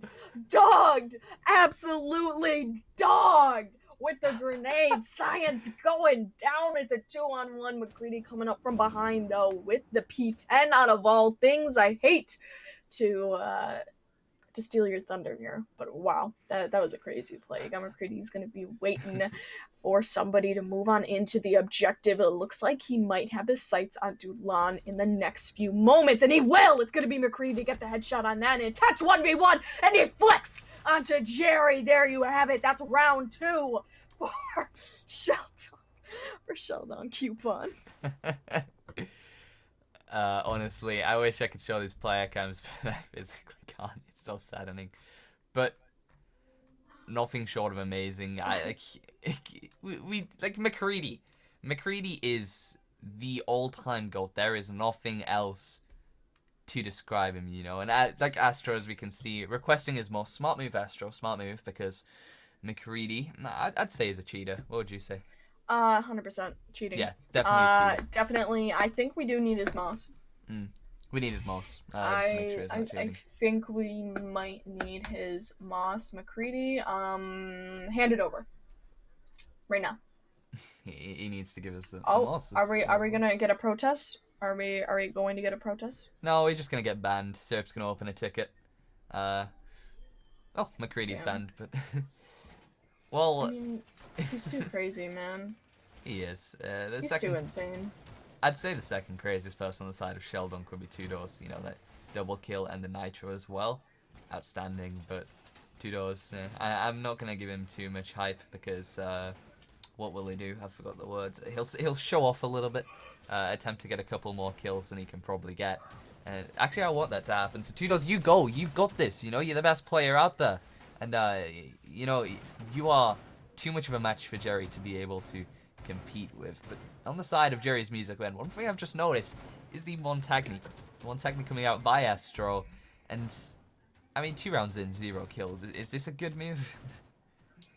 As long as he's a team player, but Monty needs kills. Like, what? I don't think this is a good move. I don't think this is a good move. I mean, look at Dulon. He's going on the Blackbeard because he can't get kills. He got dogged with Zoe, and now he's on Blackbeard. I'm just saying, coincidence? I think not. Don't have to out Dylan like that. Come on. I'm sorry. I say what I see. You know what I mean? And I'm seeing some. I'm seeing some tomfoolery going on here. Truly. Oh, that's an F. Noah catching the headshot onto McCready. That's a main fragger gone from Sheldon Coupon. And honestly, that is probably a big move for the side of Jerry's Music Men to be able to wipe out that main fragger.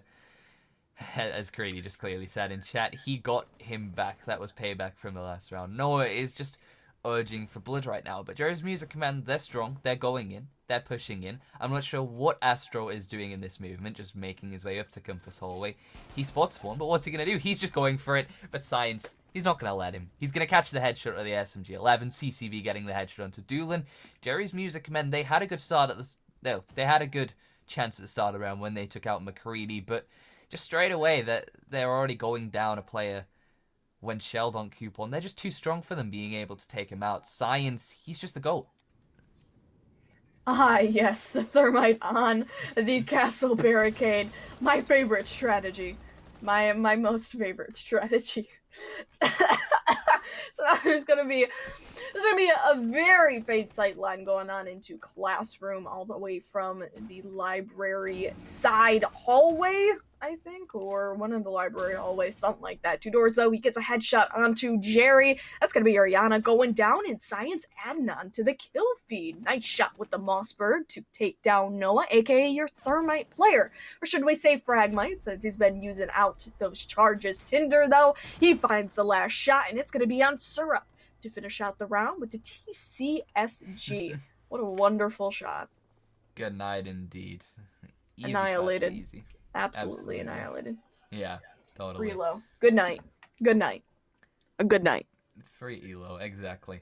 And Sheldon, I don't even think they're trying at this point. I mean, I know. Can we maybe bring up the scoreboard a second, Dan? I want to take a look at something.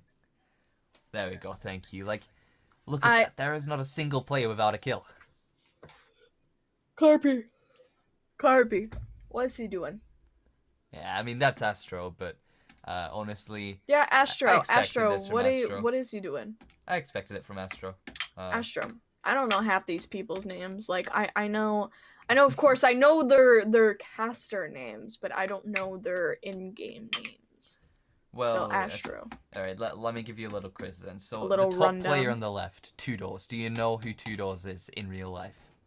No, I know 2 doors is 2 doors, because 2 doors is 2 doors. Yeah, I know it. 2 doors. 2 doors is 2 doors. So, you know the Observer Science?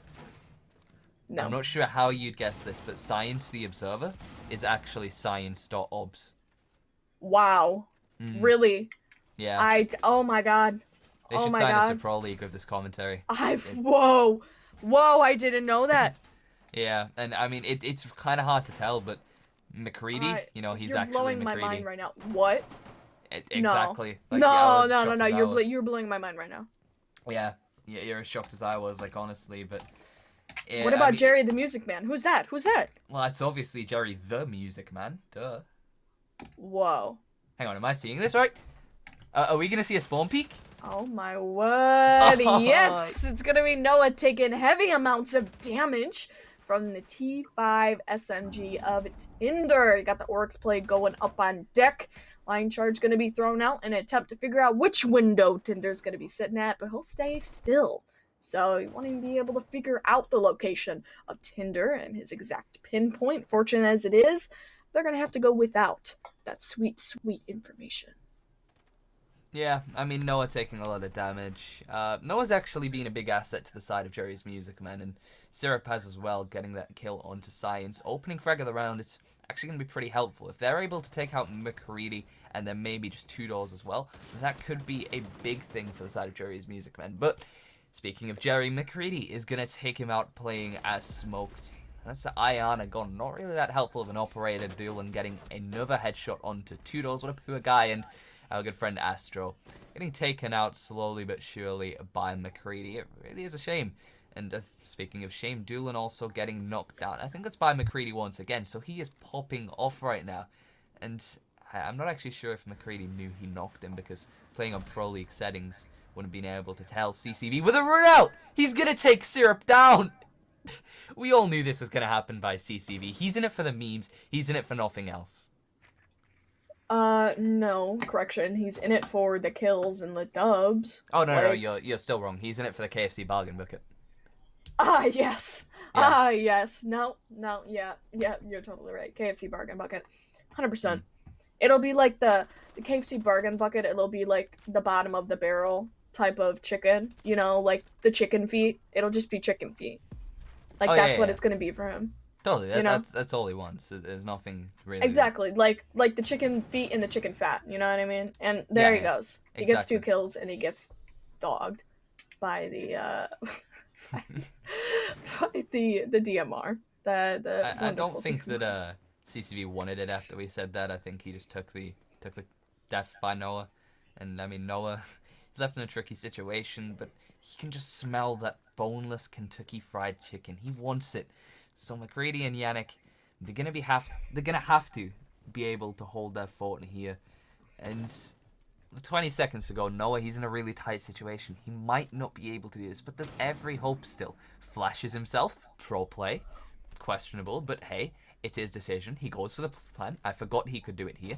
Not going to stick it. He goes for the bait. He goes for the shots. He manages to knock the Oryx, but there's still not enough time left. McCready, he's going to go straight up for him. Please knife him. You absolute legend.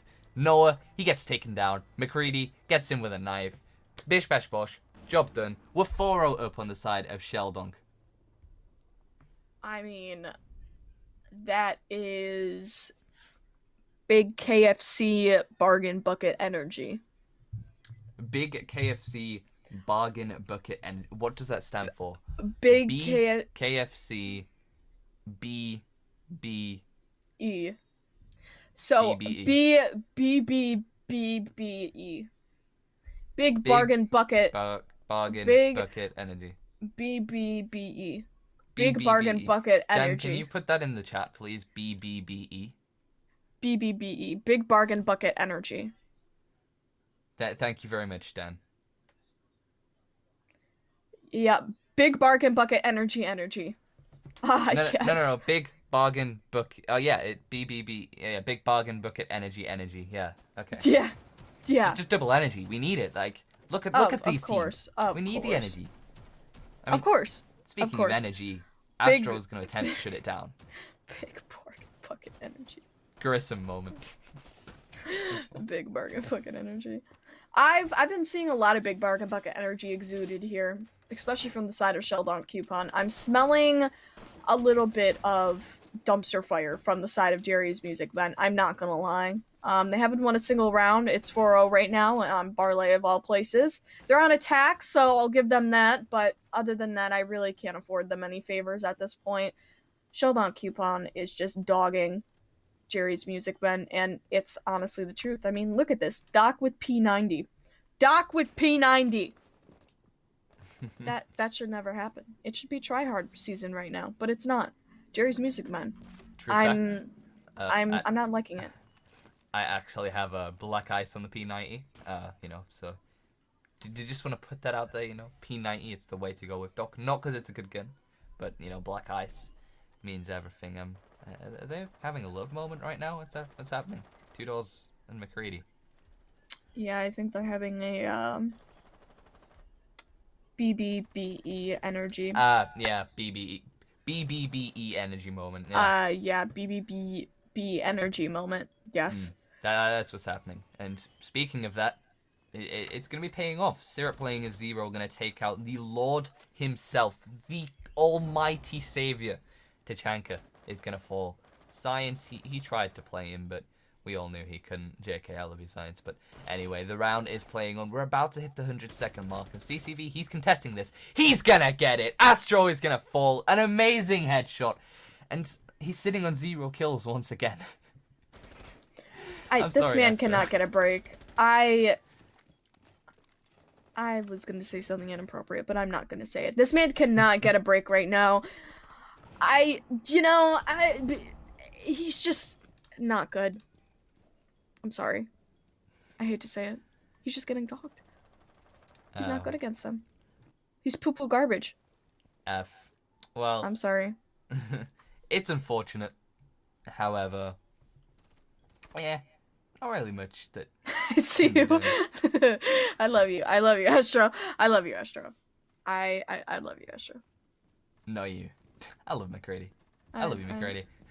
Yeah, not happening. I'm underage. That can't happen. But anyway, we both are. So you can't be saying that to Astro. Wait, Astro's underage. Never mind. We're going into that. Okay. All right. 4 on 3. Crotch walking Noah with Fragmite walking through the halls of library. It's gonna be McCready taking some heavy fire but only very few amounts of damage considering how many shots Noah actually threw out there. Fortunate as it is, he just simply cannot hit his shots. Accuracy is not on par, but he does get the kill on 2 doors. Syrup adding on to that one, but McCready finding the shot on Noah. It's going to be McCready. He's the final player left up on the board. It's going to be playing Clash, and yet he has very low health. So any misstep from him, any mistake could cost him the entire round and give up the first and potentially only round to Jerry's Music Men before we hit the final round before roll swap. But McCready is going to be looking to find some kills in the next moments. He's going outside. Oh, this is a BBBE energy movement. No, McCready got this. I'm telling you, McCready got this. It's a BBB energy. E-energy. I don't even know what to say at this point. Anyways, they're shooting at him. It's all over. It's all over. The attackers win round 5. Yeah. I still believe that McCready could have had that. He just needed to try a little harder. He needed to believe. He didn't have enough belief in him. But yeah. If you believe. That was loud. I didn't realize how loud that would be. Do you remember? It's a SpongeBob movie. If you believe, SpongeBob, believe. I don't remember that. You've never watched that? What movie was it? You did not exude BBB energy. I watched the SpongeBob movie. No, you do not exude BBB energy. I promise you, I watched the SpongeBob movie. I watched the first one and SpongeBob Out of Water. I'm a loyal SpongeBob fan. No. Not anymore. You don't deserve that title. I'm sorry, you simply don't. Oh, I see how it is. You're tragic. You're a major tragedy. F. Yeah.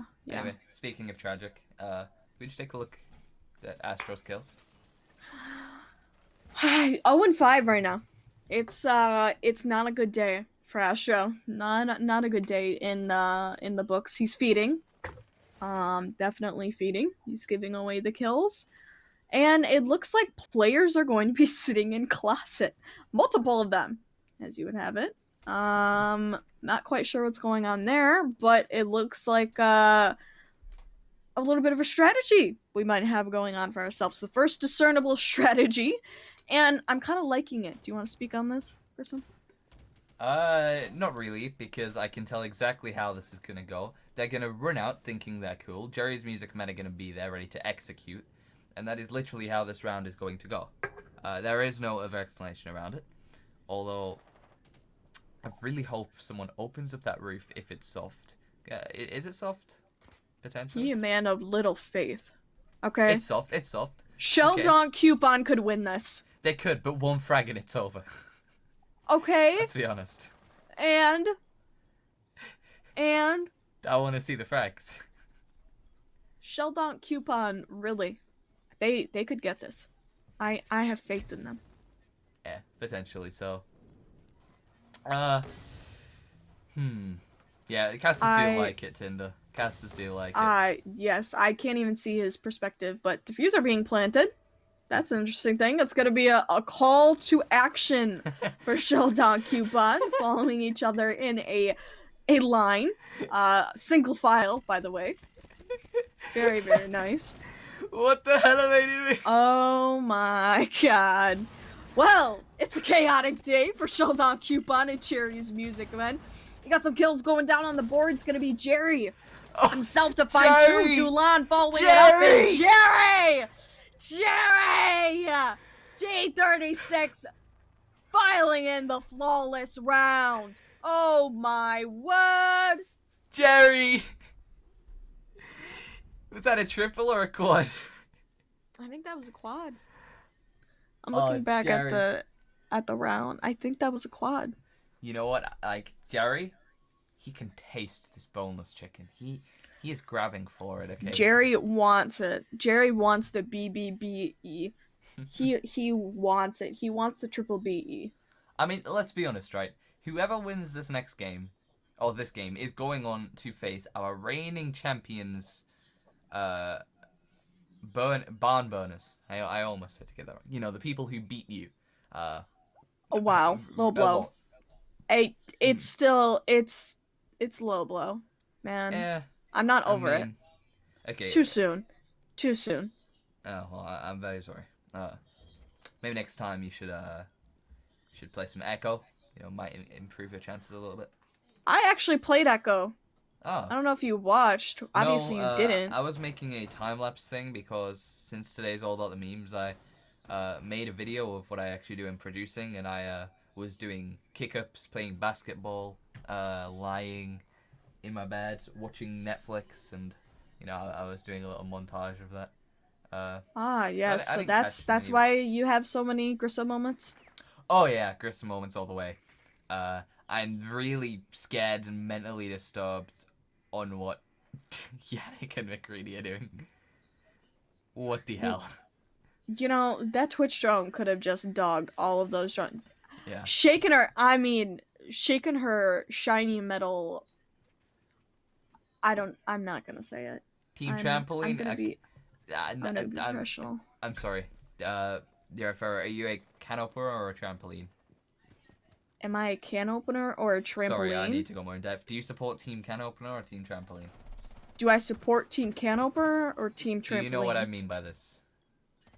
No. Do you know the new gadget called, like, your secondary gadget, like frags, which is a hard breach? Mm-hmm. The G, it starts with a G, something like that. Something? No, not the boss G. Something like No. It's the whatever the heck it is. Gone 6, not that. Yeah. No, Wait. I'm talking about the actual like hard breacher thing. What the hell? Okay, sir. But like, you know, you put it on a wall and it opens it. Like it puts a little square in it. It's literally hard breaching. Oh, a hard breach charge? Yeah, that. It's a gadget. Yeah. Yeah. Oh, interrogation. I just realized this. Astro, he got a kill. Can we get back to our conversation? Yes. Okay. Because I want to know what this is. Thank you. So you know when you open it and put it on a wall, it makes a circle as it cuts through the thing. And some people call this a trampoline. Some people call it a can opener. And I'm looking to see if anyone has a can opener or trampoline with them. Not that we can see. Science catching the kill on Astro. Shut him down if that won't kill. But back to our conversation. Now, two families alike lived in Fair Verona. You know, I'm turning this into Romeo and Juliet. Yes. Then a war was started between the Dawes and the Irish when Two Dawes believed that it was a trampoline and Whippet believed it was a can opener. And then pretty much all of ECS divided and we lived in New Mutiny. That's another quote from Romeo and Juliet. Yes, I did do my exam on that the other week, which is why I know all of this. But, you know, everyone just thinks it's either a can opener or a trampoline, and I'm not sure what Two Dawes thinks. No, I know he thinks it's a trampoline, but I'm not sure why. But, you know, me and Dan were loyal. We think it's a can opener, and, I mean, it's the truth. So, either way, Whippet did try to bring you into that on a cast. Team can opener or team trampoline? Oh, hello. There's only 11 seconds left. I'm gonna go with team can opener. Legend, welcome in. Doolin gets a kill onto Science. 2 seconds left. He can't do it. There's no way that Sheldunk are going to be able to plant the diffuser. He tries to spray, but Jerry's music men, they protect the bombs. They do it very, very well. You know, they didn't do it well at all, actually. I think that was sleight of hand, but I think Sheldunk just didn't do the best. In an attempt for you to be professional, you said that they did it well, though? Yeah, in a mild attempt, however. Today is all about memes. Memes. And what else is it about? Charity. Yeah, type !! charity, and you can see the charity that we're supporting, which is Special Effects. And it says we have €100 call, but we're not trying to make anything. We're just trying to raise awareness. I said that right. To the charity, and if anyone wants to leave donations, they can. You know what? I think for every kill that Astro gets, I will donate €1. Because I know he won't get more than 10. So, Astro, my donation to a charity lies in your hands now. For every kill that Astro gets from now on, I will donate $5. Okay, Dan, add that in. Okay. I only said $1 because I don't get paid for like 3 weeks, so I don't want to blow everything. But okay, let's do this. Astro is now going to try hard, and I think we're gonna be out of business. We might be. If he gets a 10k now. If Don't do my man like that. He's gonna sit in the corner now. You know, Astro, you know, everyone's doing their thing to support the charity. You should as well. You should get some kills. Alright, well, anyways, Grissom, why don't you tell the audience that is watching about the charity? A little bit more about it. You know what? I would, but I'm having horrible frame drops, so you might need to take over for a moment. Well, I'm not going to lie to you. I kind of just... I don't know much about the charity myself, so I was hoping you could take it away from me. You know what? I'd See, love to. exclamation mark charity. I did exclamation mark charity. Oh! Yeah. Just giving. Alright. As I'm gaming much- for special effects. Okay, now that Special I'm back effects are... with stable I'm frames. gonna read it. I'm gonna read it. I'm gonna Oh, read you're it. gonna read it. Okay. I'm gonna read it. The story. Special Effects are a charity that puts fun and inclusion back into the lives of people with physical disabilities by helping them play video games. Using technology ranging from modified game controllers to eye control, they are finding a way for people of all ages to play to the very best of their abilities. There's no one-size-fits-all way of doing this, so Special Effects expert team meets people face-to-face to find out exactly what they want to play and assesses what they will need to do to play it. Then they match or modify technology to create and loan truly personalized gaming control setups. Oops. And back this up with lifelong follow-up support. Special Effects doesn't charge for any of their services, so rely 100% on donations raised by gamers in the wider community. That's why events like this are so important in helping them keep doing whatever it takes to raise the quality of life for as many disabled gamers as possible. I hate to interrupt you, but Astro just I got a free watch. Yeah. Well, I'm donating $15 at the very least to this charity. I think I'm on €4 right now. I'll probably up it to about 20, but either way. Frames are stable. The struggles of being a producer while casting at the same time is difficult, but here we are. We're going on to round 8. The score is 4-3. Astro just retreating as he's getting shots flying at him from every direction. 2 doors being the only one left on the side of Sheldon. But Doolan, the coach of London, is going to catch the headshot onto 2 doors. What does Astro want, Dan? Find out for me. He asks, what do you want? Yep. I'm donating at Mental Chalked. I'm donating at least $15. Hey, at least it's for a good cause. So the scoreline's gonna be 4-4 for Sheldon Coupon and Jerry's Music Men, a game that looked to be in the favor of Sheldon Coupon entirely, but now it's gonna go a little bit towards Jerry's Music Men. As we ascend to round 9 to figure out our tiebreaker of a round. Any predictions? Predictions? Yeah, any predictions? I want this to go in favor of Jerry's Music Men because I hate Sheldon Coupon. Why? I hate pronouncing it every single time. I have to talk about it. So I want Jerry's Music Men to go on. But if Sheldon Coupon won, I wouldn't be that pressed about it, you know? I think Sheldon Coupon, I think their in-game leader is actually a really cool guy. Who's their in-game leader? Good question. Can we find that out? You said, I think their in-game leader is a pretty cool guy. You don't know who their in-game leader is. No, I think it's Nice. No, Predictions before they find out. I'm guessing it's gonna be McCready. I'm guessing it's gonna be 2 doors. Oh, Is it McCready? Is it McCready? It's Pet. He's not even in the game. It's called in-game leader. IGL. Whoa. That is, are we getting some illegal coaching going on? Some elite. Whoa.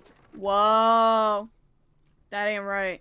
Oh no, we let Sir Pegasus sit into the call and like watch your screens.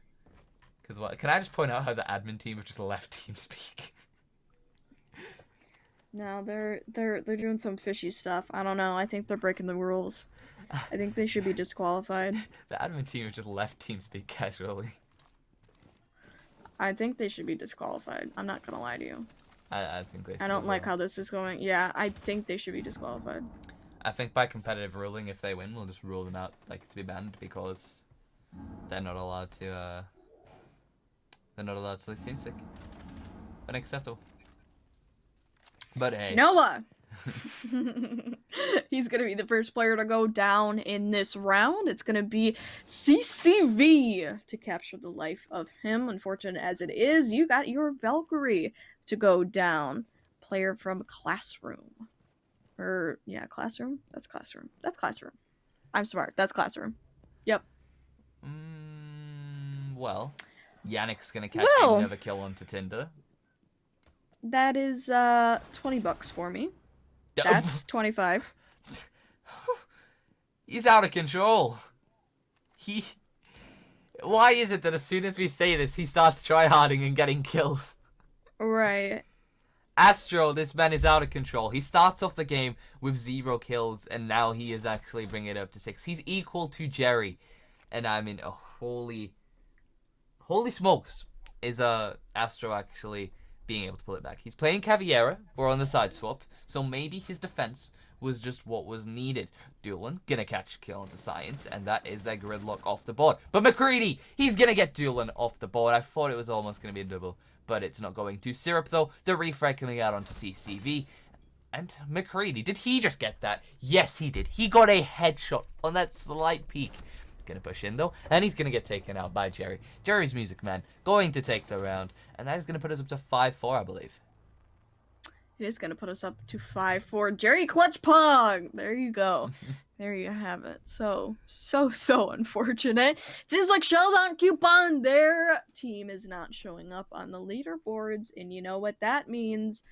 That means that Jerry's Music Men, they're going to take control of the round. And they're going to finish off the tiebreaker. The victors. 4-5 scoreline is what we shall have going on to round 10. Which the last 2 rounds potentially may be going in the way of Jerry's Music. We're going to have to see, though, as now we head on to Rowing Museum and Trophy Room. Well, you know what? Can I just point something out? Why did they have to pick Bartlett University? I don't know. Why did anybody have to pick Bartlett University? Why did people have to pick Hereford? I don't know. Well, Hereford... I mean... Why do we live? Why are we here? I don't know. Why is the sky blue? If you're gonna ask me existential questions, you're not gonna get a straight answer. I'm sorry. Why I don't do is those. McCready... Why does McCready cast at 2 in the morning? Because he's stupid. Okay. That's a little bit cold, but... I mean... Why is McCready... You said, why is McCready casting at 2 in the morning? Yeah, he casts at 2 in the morning for an A. Yeah, because he's a stupid dum-dum. You can tell him that later. No, I love McCready. I genuinely love McCready. Ooh. Okay. He's my man. I love him. He's cool. I think he has a girlfriend. I think his girlfriend is in the Twitch chat, because I've seen it before. I swear that is not... Okay, come on. Okay, well... Anyway. Wow, you're just pitting me up against him? You're just pitting woman up against woman? Oh, okay. Okay, this has got too far. Jesus. Okay, alright, let's get back into this. So we got a very interesting combination of players from Sheldon Coupon into this attack round. You got Doke, you got Lion, Jackal, Finka, and the Blitz. It's all of the toxic characters in one, and they run it, and they both get frost trapped. Syrup picks up the one player that's down, and oh my word, chaos is to ensue. McCready's the final player that's down, but not out, as real CCTV goes to his aid. You got a 2-on-3 scenario going, but he'll be out. McCready unfortunately dies to the player with an SMG-12. Noah, though, he'll find one, and that's real CCTV to get killed in order to find Jerry's Music Men their 10th round, actually. McCready's girlfriend just asked you for a fight. I know. I saw that. She just wants to fight. I promise. That's not what I meant. I love Mitch. She's funny. I know. I love McCready. I love all the guys that are playing this. Two Doors, Tinder, Astro, Noah. I mean, Astro's tryharding now because this man is... he knows I gotta donate. I gotta give up my moolah. Going 6 and 7. Well, I mean... there's nothing really that we can do this late, because we said it. We just have to bear the consequences of putting our money where our mouth is. But either way, we're going on to match point for Jerry's Music Men. They have Jerry's Music Man. Jerry's Music Man. Have you heard that? I am the music man. I come from down the lane. Have you heard that? No, I'm not weird like you. Okay, hang on. You cast her a bit. I'm gonna find something. I'm not weird like you. What the hell? No. McCready carrying his team. It's gonna be Shell Talk Coupon to have most of the kills in McCready's hands. He's going 13 and 6 right now. He's got a 1 point. What? That is.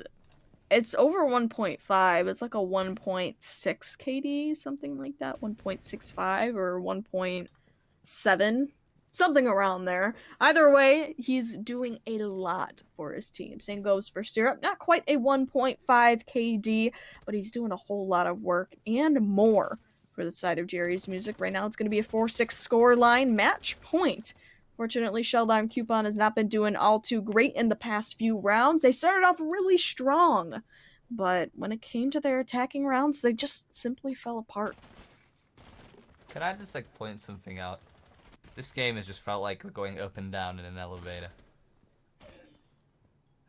Honestly. No, this game felt like we went a floor up in the elevator and then we just went down to hell. You know what I mean? Can we we're here with Little elevator Nas music X. on?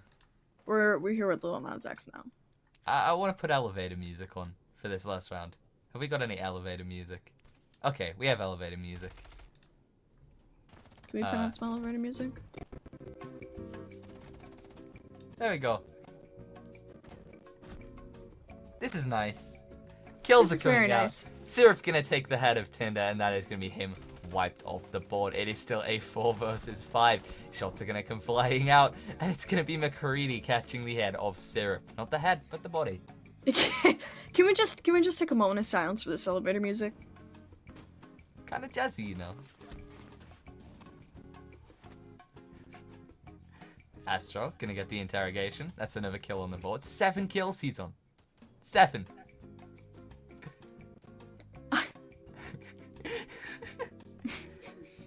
I hate myself. I like it. It's kind of jazzy. Okay. Groovy. I like it. 3 versus 3. Shots are flying.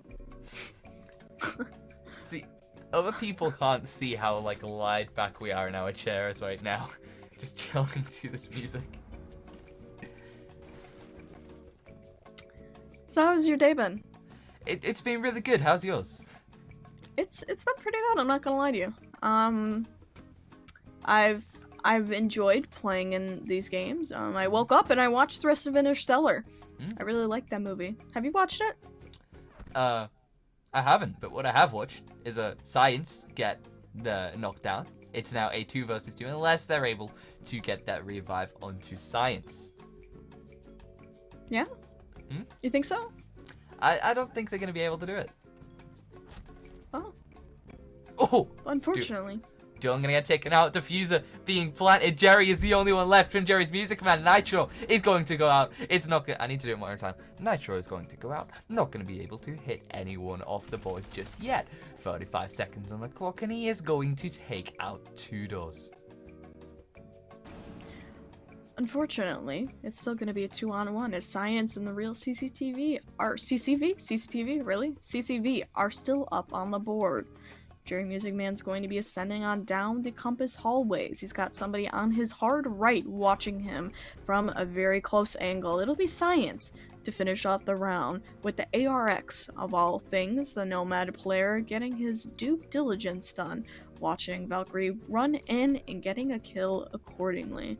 That's going to be round 11 wrapped up for us. A Shieldon coupon. Find an attacking round. I said turn the elevator music up there because I just realised it might be copyrighted. Oh my god. I'm so stupid. Okay, well it was fun while it lasted. We had the elevator music. However, we... I can see people in the Twitch chat asking what they have joined to. Anyway, we are going on to round, let me do the maths, 6 plus 5. That is going to be 11. Grissom moment. It is 11, right? Yeah, it's 11. Okay. We're going on to round 11. No, it's actually round 12. Okay. Round 12. Good one. It's 11. We've played 11 rounds. We're going on to round 12. Hashtag Grissom moment. But anyway. Hashtag Grissom moment. Hashtag Grissom moment. It is match point. Still to Jerry's Music Man, they still have every power, but Sheldon Coupon still have every single opportunity to be able to make this 6-6 and go on to the dreaded thing which people really don't want to go into, overtime. And of course, as we both know, Jericho, the winner of this game will go on to play our grand finals against our reigning champions, our undefeated, I'm saying this because it's the first time they've ever played, it is Bushburner, I think. No. Really, Bushburner. What really, you couldn't even come up with the name. You couldn't even come up with a better name. What is it? Barnburner. It's Barnbirds. That's Barnburner, not okay. that hard to remember. I'm sorry. Jesus, okay. It's truly not that hard to remember. Like, are you... I don't understand. How could you not remember that? I'm in awe of the disappointment that I'm facing right now. Yeah, well, get used to it. Welcome to ECS. I can see Ebek calling me a moron. Bushburner, you moron. Oh, you idiot. I'm not an idiot. I'm an intelligent person. Which is why we have... No.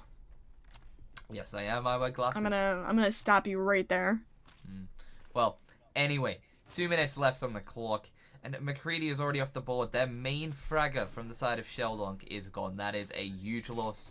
But what is going on? Is TCB giving him that little drone a hand to be able to get in? Yes, he is. He's going to be watching this window. He is playing as Zolfia. He's not going to wait at all. He's going to go in. He's going to get hit by a Legion Man, which isn't good at all. But Noah! He's going to go in. He's going to catch CCV. He nearly got the other, but he got cornered off by Yannick. That was almost such a good highlight to be able to clip getting a double, but he only got one, which is a shame.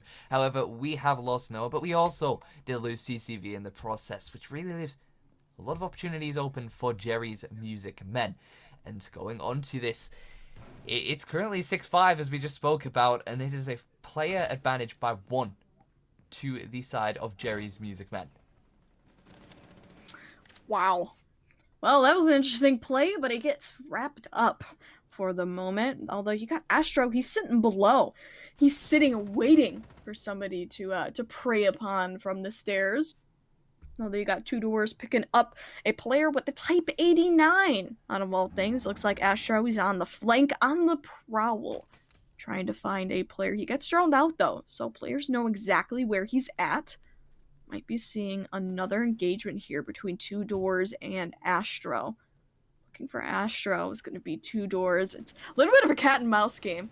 Really interesting. It's whoever's going to find the other player and make it a good kill. You got the diffuser down, though, for the attackers, and it looks like Habana's looking for it. It's going to pick that one up, and still 3 players remain for Shelton Coupon. Well, there we go. Doolin getting another kill onto Science. It's now at 3 versus 2. Tinder, though, the refrag's going to come out, and that is going to make Doolin fall. The knock is going to go on to Jerry. Tinder is going to finish him off. 2 doors is also knocked, though. This is still anyone's game. Yannick, he has to plan, and this leaves Astro every opportunity. He's going to go in. He's going to straight away be able to do this, and it's going to happen. He's going to get the double to finish this off. GG indeed, both sides, because Jerry's Music Man is going to be advancing to the grand finals, playing against Barnburner. What a series. You're speechless. Yes, you are. Can we just count how many kills Astro got? A 9. How much is that? That is $40 for me, because I said 8.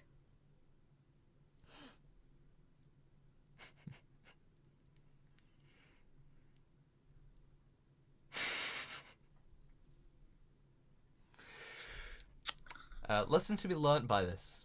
Let's not make bets. Ever. On live stream.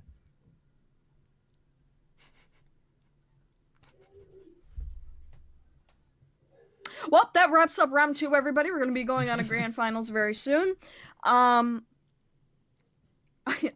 We'll be back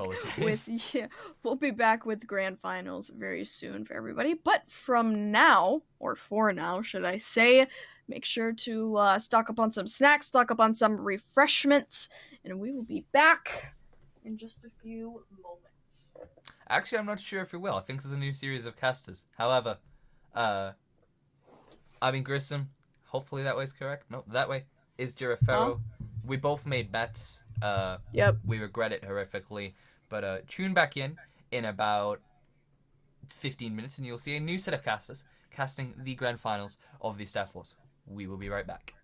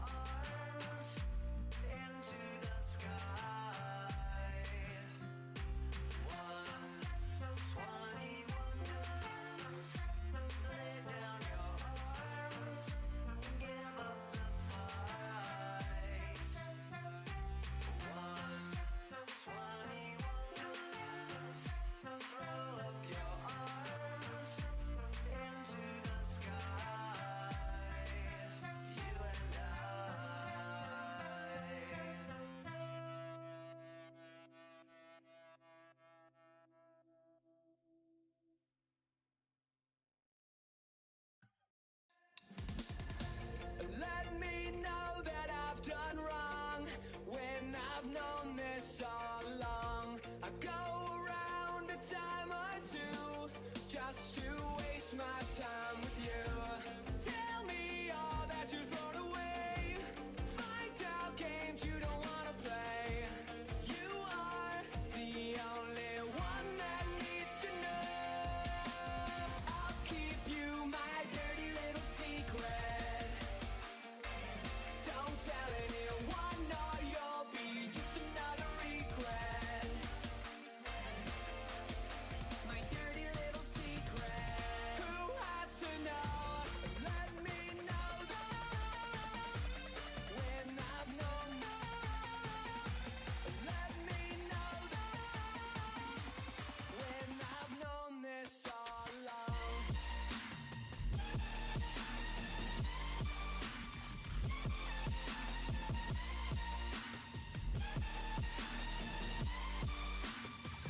Who has to know the way she feels inside?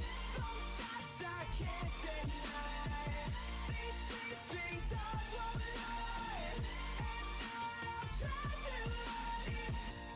When we lose. Ladies and gentlemen, God. yeah, the virtual camera has been taken to the next length.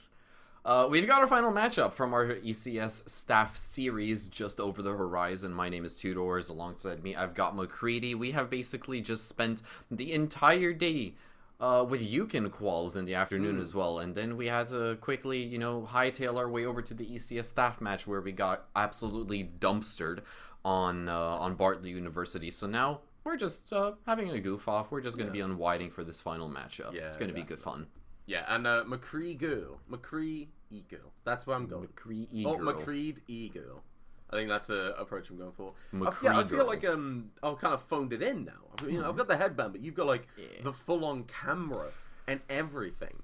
Now he's got the drip. Or his whip it not would as say much the drop. not as much drip as Jerry. Obviously, you know, I've got the drop. Jerry's got the drip and the actual KFC tracksuit, and that is easily like the best thing. So I'm definitely going to be backing up Jerry Jerry and his Music Men for this grand final matchup because we obviously deserve to see the KFC drip during the interview. Yeah, obviously. Now I think there actually is an interview from that last game that we wanted to have done, so we might actually see it first. And it also gives him the opportunity to officially declare this final open. And you know what? I just want Jay to get the hat trick. You know, he's won all of the staff matches so far. I just want him to win another one. Now, actually, we're going to be heading into games, so completely ignore me. We will be going through, and Jerry has said an honest cast.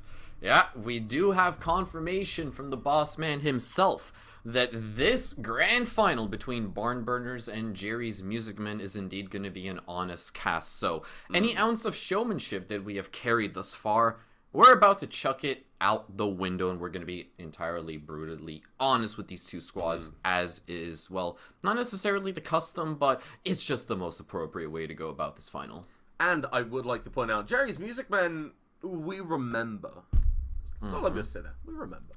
So, going into border of all maps. Now, obviously, there's no ban phase coming through, so... We don't need that kind of stuff. Oh, we don't need a ban phase. Who do you think we are? We're perfectly fine. But we are going to be heading in, and we are going to be looking at a map that has been reworked and introduced with the game, so it's one of the new ones. And I found it plays very similar to how it played before. It just feels a lot less claustrophobic, in my opinion. Because they opened out a lot of the defensive side. So, realistically... In my opinion, this map, you get to the same defense, but just a little bit safer. The same attack, a little bit safer. I want to compare it to like CAF, where it changes, but it doesn't at the same time. It's just quality of life stuff. There's nothing really that different, but it's noticeable. It's more pleasant, you know? Yeah, definitely so. Yeah. This is the first time that, you know, we're going to be seeing Border be played, despite the fact that it's not the highest of T1 competition. It's still a good little experiment that we get to see in front of us. Personally, I've played this a lot in my Discovery matches, where I just try to bring out as many ridiculous strategies with Mira, with Castle, and just renovate the entire bomb site. Yeah, what's up? Slumper, Fraser, Ace, and Peekalicious.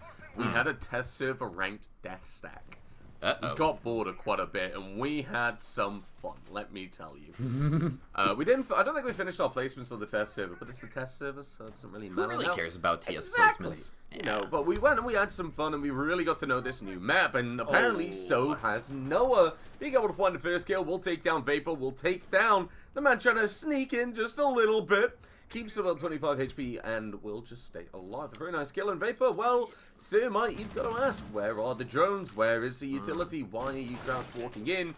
Now Noah knows exactly where you're coming from and has the utility that players will rotate. Yeah, I think the barn burners are definitely going to be, well, questioning themselves as to why exactly they decided to bring Vapor on for this particular matchup, since he is the first to go and has had absolutely zero impact in this round whatsoever. As a Thermite, we're really getting there, aren't we? Well, I'm getting there. I'm still getting the engine revved up as well. I mean, truth be told, it is much more difficult to throw that showmanship out of the window than I once thought. It's going to take me a round or two to get warmed up for this honest cast, but Carpy, he's got a lethal Nokia brick in his back pocket. Unfortunately, won't be put to good use. Syrup, though, is going to absolutely dumpster Ideal, who, if you do not know, has already changed his name on Discord back to Max D. In Max D, we believe Max D. We stand. It's and gonna on take... Twitter. Yeah, and on Twitter as well. And look at that, Dan, the man himself, holding onto the world's fastest speed run for R6. Rehost any percent is going to get shut down as well. Ebac is going to clap it back as per his namesake, but Winter is the next to fall at the hands of Carvby, putting that Kector to good use. Now it's all down to the Clash main himself. Yes, Ebac himself just sat there as Thatcher. You have the utility, you have the opportunity, but the shield there, you're not going to land your shots. You're looking for this kill into Archive, but if you push one way or the other one's going to collapse. Though Carpy will be taken down. Ebac able to land those shots. The bullet holes should be in place if you're playing this properly and playing this like you want to win, which I think the Music Man should be. The quick peek will come out from Syrup, who wants to land this shot and get a triple to start us off, but it's just not landing just yet. Evac will move forward and will be taken away by Syrup, who will finally land that shot, and, well, Jerry's Music Man stopping them from barely getting in the building. Yeah, I'd also like to point out that if you've been paying any attention towards the overlay at the very, very top of your screen, you will notice that this match is not Barn Burners versus Jerry's Music Man. It is simply Barn Burners versus Barn Burners. So hopefully we'll get that logo changed at the very, very top of your screen momentarily. Make sure to go ahead and spam. Make sure to go ahead and spam hashtag Grissom Moment in chat. The Music Man, our logo, the Sheldon coupon one. Yeah, we can actually, we can... They combine. It's a combined effort, so we'll all win at Indeed. ECS staff match. You know what? I'm trying, alright? I'm trying. There we go. I've got to win. There They're gonna be living our dream through this final map on this final match. That was a good hour and a half on Photoshop, man. and like I put it in the chat, and everyone was like, "Yo, that is missing something. A hat, a bucket hat." Google it. First thing you get is, well, that frog bucket hat, and it's actually adorable. I love it. Honestly, I know the logo is extremely small, and I've seen the picture countless times, but it looks more like a spaghetti strainer from this angle. That's fine. Don't worry about it. I mean, that's kind of the look I was going for, some abstract art. But the abstract art we're actually going to be seeing is the setup Jerry's Music Man are coming for on this site. We haven't seen it in competitive play at all since it was taken out before. I believe it was Steam Park was brought in, so... No, it was Oregon that board was replaced for, wasn't it? Because Steam Park was banned. I'm getting my all messed up, dude. This ain't good. I'm tired. I can't even actually remember the Siege timeline anymore. It's I'm aging that quickly. And my mind is starting to deteriorate that quickly. One after each other. Time to name all the operations. You want me to go? Should I? Let's see how far I can get. Let's go. Black Ice, Dustline, Skull, Rain, Red Crow, Velvet Shell, Op Health. Yeah. After Op Health, we've then got Blood Orchid, then we got White Noise, Chimera, then we've got Ember... No. Then we've got Parabellum, not Ember Rise. After that came Ember Rise, if I'm not mistaken. Who... Wait, Parabellum? No, not Parabellum. No, it was Parabellum, then it was Grim Sky, I think. Because that was Paris Major, that was Grim Sky, and then we closed off the year with Morocco, so that was Win Bastion. And then action is taking place. Nobody cares about us listing off the operations because we'll get it wrong regardless. Flores, though! He's going to be sending in a drone. It's not going to catch anyone. Winter's going to be put in the dirt rather swiftly. Syrup. Oh, no. Yeah, he's going for the flank. He's a flanky boy. Yeah, now Jerry's able to find a kill onto Vapor to shut that down. Ideal will find an answer onto Copy or Astro, but Syrup, well, he's just cleaning house. Call him a bomb burner. This man is burning the bombs. Jerry will close things down, and Evac will fall. Jerry's Music Man claiming a second round. And, well, my immediate question then has to be, Two Doors. How did we get these rounds on Bartlett University? What does that say about the bomb burners? Ooh. Ooh. I mean, it says Syrup's good, at least. And Debatable. Debatable. It's still early days. He could perform much worse. Nah, I don't think you can. But Six is playing quite well, and, you know, gotta give him a shout out. The team at the moment, Six Nation, they're currently playing in UCAN 2 Div 2 quals, so to have him here, it's quite nice. The same with Doolan from London, but, well, London's already qualled. But that round very shortly was won by a lot of frags. It was won by a lack of flank droning, Syrup just taking advantage of the mistakes that he's seeing, Jerry finding kill after kill, just constant information coming through. Bomb burners, you're gonna have to step up your game. You're not playing against Jesco anymore. No. You're playing against the Music Man. Yeah, indeed. This is a whole different breed of casters altogether, and admins, because thankfully this is the admin squad, with the sole exception of Hedi himself and Noah, who used to do a tiny bit of casting way back when ECS was previously known as EEG during his first season, before he even laid a finger on VMix. My man Noah used to cast. Yeah, Wasn't he was the in greatest EVAC of casters Awards, out there, wasn't but he? still. He got best Yeah. and worst for this season. Indeed. That's impressive. For the same clip, right? That was the clip of the Ash getting an ace dropping through the hatch on Oregon, if I'm not mistaken. I can't remember. I didn't Neither get a do I. single one. I'm kind of sad. What did you get? I got an EBAC award that was given to me on spot for guessing the right amount of players that touched fair Clash enough. this game, which was 4, by the way. I didn't even know. That was just a random guess. Grissom thought it was 12. Okay. Well, oh well. Just an announcement, like you said, yeah, those logos, we've updated it to have Sheldon Coupon, just so Jay's Music Men have something to go with them moving forward. Now, moving in, the attackers, they're getting their intel game. They're stepping up. Ideal's able to find a first kill onto Jerry the Music Man, taking away the Frost. Yeah, you take away the player, but more importantly, you take the rotation potential in that late round. Vapor will compound this, finding another kill onto Syrup, and Carpy, the question is, how many interrogations can you get? And, most importantly, does the bet still count? Like, I'm not necessarily one of these 10 players in the lobby, but going up against Carpy, I'm already starting to get a massive sense of PTSD. But Vapor, though, he's gonna quickly shut down Doolin. It's a 5v2 scenario, and they're just simply dropping right into Noah's open arms. He's more than happy to oblige, has control of the diffuser as well.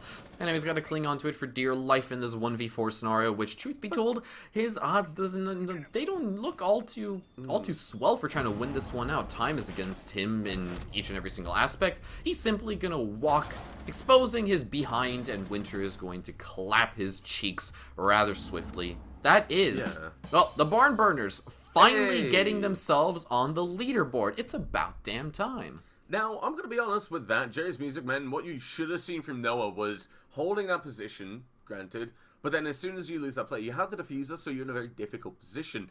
If you are alone in a 1 versus 4, well, the best opportunity is to pop, to get aggressive, because God knows they're going to be coming for you. With the diffuser, though, then that kind of throws a spanner in the works. What do? Do you hold it? Do you push? Noah opted for the push, wanted to get a couple of kills, and then just make the rest of Bomb Burners uncomfortable, but that wasn't meant to happen. Nope. That's the potential Bomb Burners have if they drone, if they execute, if they refrag. That's what they can achieve. Question is, will they, though?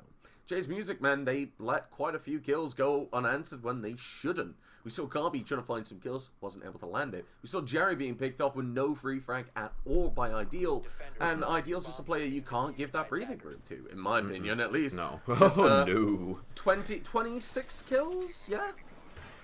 What? You mean the kill record that he set in BUAL? Yeah. 26? Yeah, so darn close. to hitting 30 as well. And might I add that as far as matches are concerned that I personally have casted, or not necessarily have casted, but way back when, I think it was sometime in December when I was casting a bi-weekly series along with Whippet, we had Joom. Joom. Yes. He dropped 59 kills over the course of 3 maps. Jesus. The final map was Clubhouse, and he dropped 25. That was the highest kill record I had ever seen up until Ideal just enters stage right and drops the +1. I've had a best of 3 series where I've seen, I think, 3 players hit triple digits with frags, and I think this is like max OP. Triple digits in the hundreds. Like, God overall, damn. yes, triple digits, but, you know, that was something else. That was an ECS game. That isn't, this isn't the ECS staff match. Syrup will take some damage without landing a single kill on that spawn peak, and in doing so, well, you give a lot to Bomb Burners. You give them map control. You give them that overall HP advantage. Also, you give them that information. They know where you are. They know they need to clear. And that's a big issue when it comes to that roam clear and time wasting. But look at this. Bomb Burners, they're capitalizing very early on knowing that you've pulled back now. So Winter will just go drone out, get that information. You know CCTV is clear. Really good use of that Gemini drone just to cement the knowledge.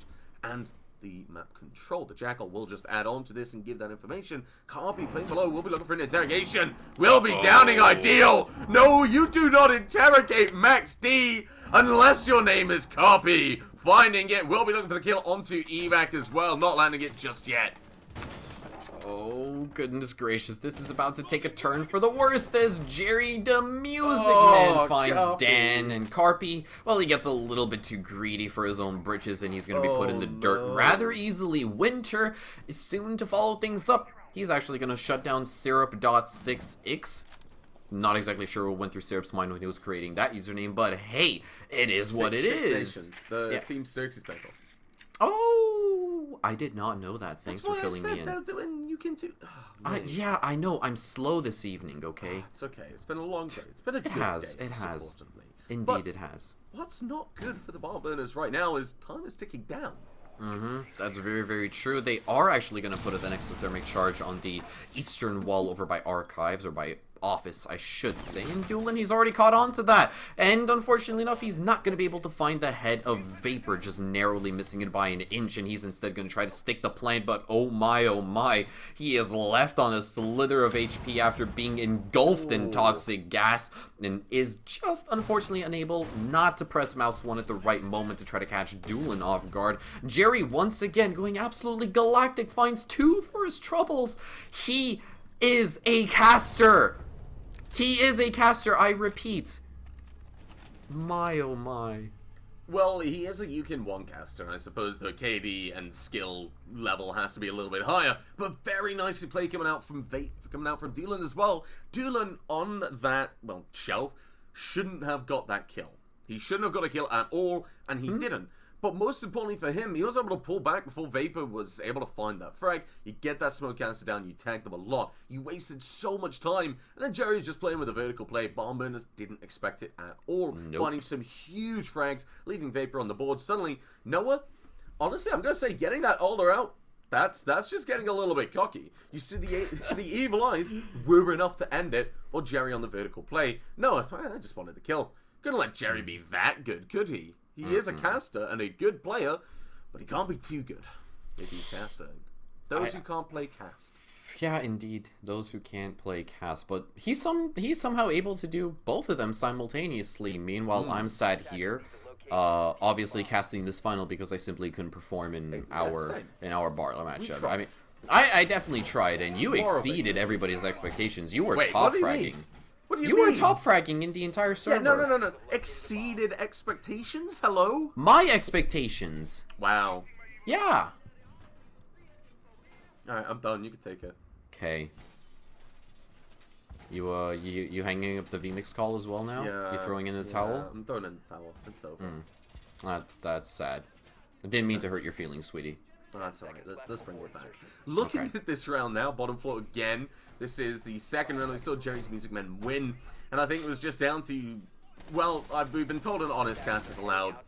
Bomb Burners was slacking. Very little flank watch, very little information, and just over-peaking. And that's where Jerry's Music Man just took advantage. Syrup walked upstairs, found 2 kills for free. Jerry, playing down below, found 2 kills for free. No strats coming out from the Music Man, but they're just playing it naturally better, in my opinion. Yeah, they are. Especially Carpy, though. He has been the round-defining player so many times thus far. I mean, he butt-slammed us countless times on the Cav, basically getting one, at the very least, one interrogation each and every single round, and he's looking to, well, recapture that exact same magic here against the Barn Burners, and thus far it's been working relatively well. Now, by the looks of things, the Music Men, they have definitely spent a fair amount of time in some dry runs and custom matches as well, trying to, you know, see exactly what works, finding a couple of really, really nasty angles, and, well, the Barn Burners, they have been able to open up jail thus far. Vapor's going to expend his second exothermic charge over by Passport as well, giving them 2 avenues to pinch on. How on earth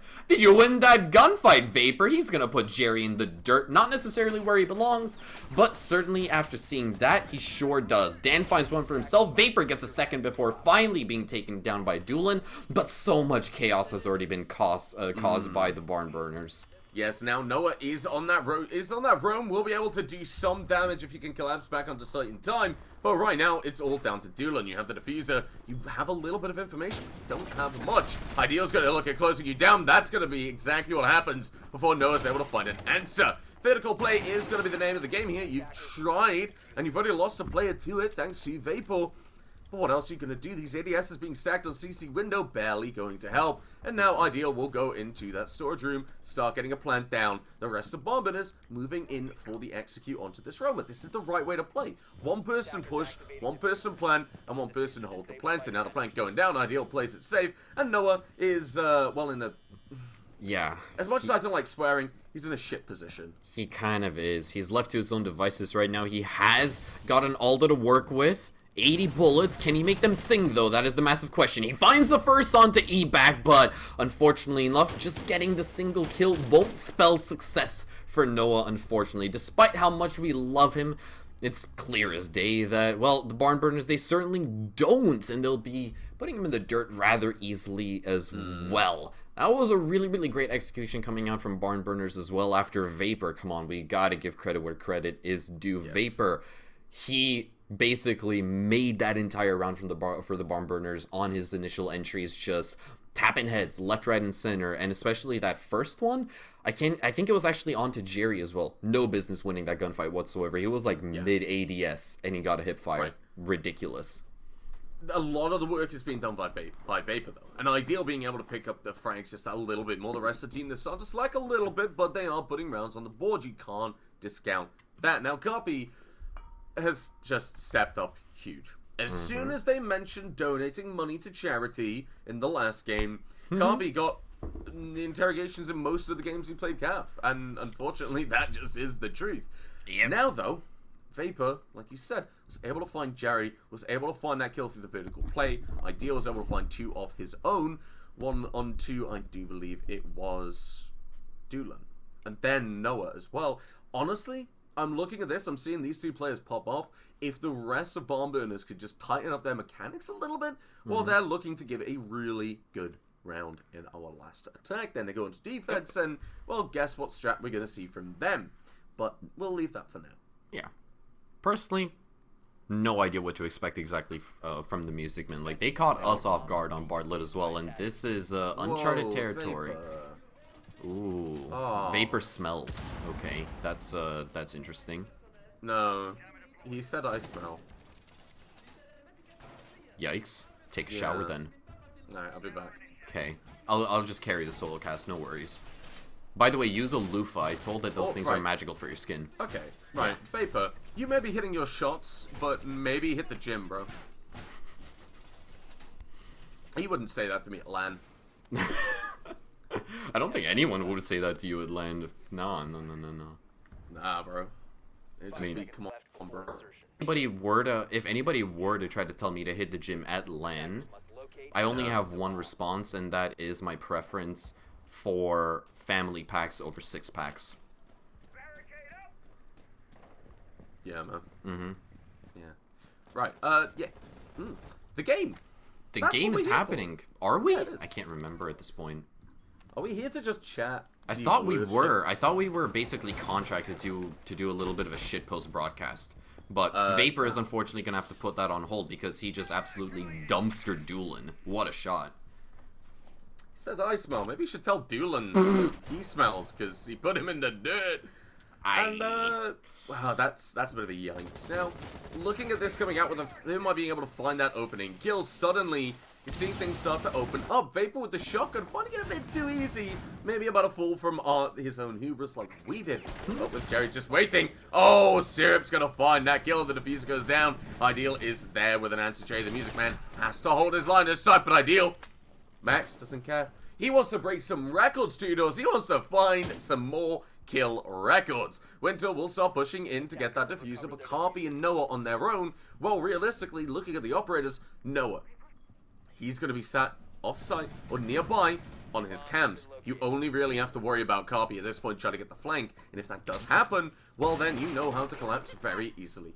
Bombinus, they're playing close, they're playing tight, and they're ready to deal with the defenders. Yeah, indeed they are. Noah, rocking that gorgeous, gorgeous Echo Elite skin. He's going to have to challenge his Inner Spin Jitsu Ninjago Master. Lovely little Lego show on Cartoon Network as well, by the way. Also a really, really cool Lego series, left in a 2v4 situation, and there's 70 seconds left to waste, which is definitely doable for the music men, and here's the drop coming in from Dan as well, not willing to dance with the devil, at least not for the time being, but look at that, Ebek, he's able to spot out Carpy, and just like that, it's an entire collapse for the music men, and it was all lost, everything just seemingly slipped through their fingertips, and it was completely gone. The barn burners, they have clapped back in a really, really astonishing manner thus far. If I'm not mistaken, that is 2 to 3 rounds in a row. That's big. Doolin crashed. Wink. Wink. Dude, it's almost about as convincing as when Grace told me she was ill on the day that EUL started, so she wasn't adminning for one of the leagues. Yeah, on the day EUL started, I asked her, I was like, alright, you know, blah, blah, blah, talk about this admin stuff. She's like, oh, I'm not doing the work, I'm ill. I'm like, oh, EUL starts in about 5 minutes. Interesting. Yes. But yeah, Doolin will return to the game going 1-6 after being taken out with the pistol by Vapor. And, welcome back. That's what I'm gonna say. Good to have you back, Doolin. If you tell me I stink again, Vapor, I'm just going to champion Ideal. He's going to be my hero for this game. I love Carpy. I love a good bit of Carpy. He's a great guy. Yeah. Always. Yeah. But we are going to hop back into the matchup as well. Chat, hope you guys are doing well. Keep in mind, if you are just joining us and you have no idea what the absolute hell is going on, staff match, chat interaction is on because there is absolutely no delay between the broadcast production staff, ourselves, and you guys in Twitch chat. So if you want to say hi, go ahead and say hi. We'll obviously respond. We'll show a bit of love if you show yours. And now, moving into Barn Burners' first defense this time around. We don't know exactly what they're packing. It's time for them to pull down their pants and see exactly what they can show us this time. And the fact that they have already been able to find 3 rounds on the attack, it's pretty outstanding. It's pretty great for them. You can't be with that one, I'll give you that. But we're returning back to Armory, and we are watching Barn Burners go into the defense. Like they said, shockingly enough, there is a clash. Being a clash on the board, well, the name of the game is to sort things out. Now, one thing I criticized in the first game was maybe Barn Burners were playing around that clash a bit too much. They were dealing with an aggressive team that were not paying attention to the clash. They were just going around. You were seeing Jesco pick up the opening frag time after time. Now, I think if we can see Ebak not focus the team around Clash so much, there's a lot more potential. Stick him in Fountain, stick him towards the office area. He is the early warning system. Definitely. Either that or towards Armory. Don't have him on a roam. Don't use him as the key part of your defense. No. Because that's not going to work. Yeah. So I have obviously just I've got only 2 things to say right now for the moment. First of all, the real CCV or the real _CCV, you have been noticed. You're welcome for that. Number 2, Ebac on the Clash. Obviously, this is something that is basically a staple. Clash and Ebac, they are absolutely synonymous with each other. But now that I have gotten a much bigger picture of eBack, thanks to whoever Shiro was spectating that previous stream over there. I'm quite disappointed at the absolute absence of passion skins that eBack is rocking. I truly thought that a Clash main such as himself would have had something much more amazing to show for us, but Ideal is going to get one for himself. He's going to be immediately traded out by Doolin as well. No harm, no foul, technically speaking, in terms of overall body count. But the fact that Noah was the sole heart breacher doesn't exactly spell success for Jerry's Music Men. Yeah. Honestly, in my opinion, the worst part about the passion skins, like you say, is that Whippet isn't playing. Yeah, he was meant to be on Barnburners, if I'm not mistaken, and he was meant to run...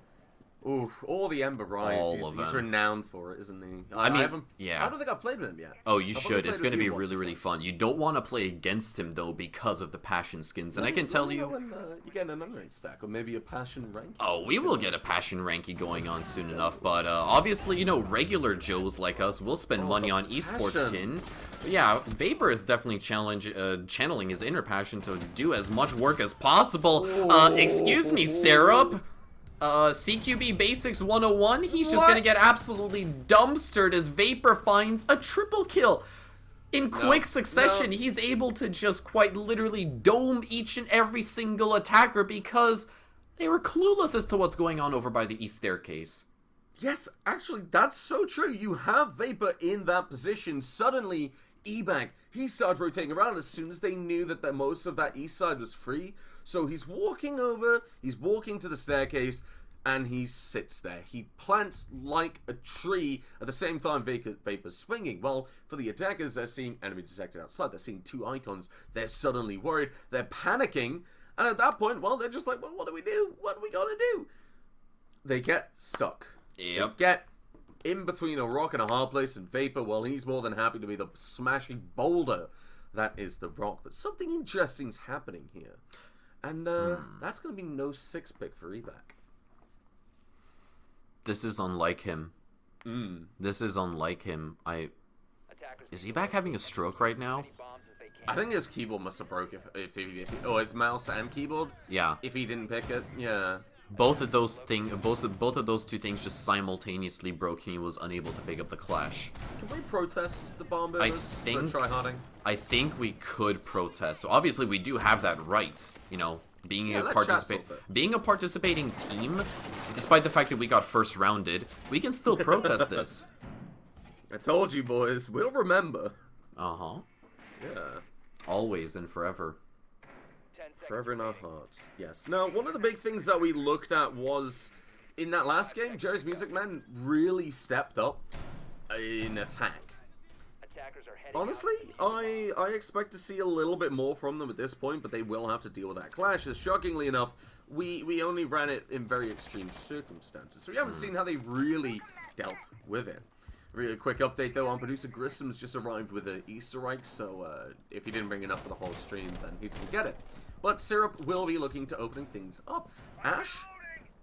Okay, that's interesting. Blackbeard with it and the Jackal. This is a roster that doesn't look great if you're a defender.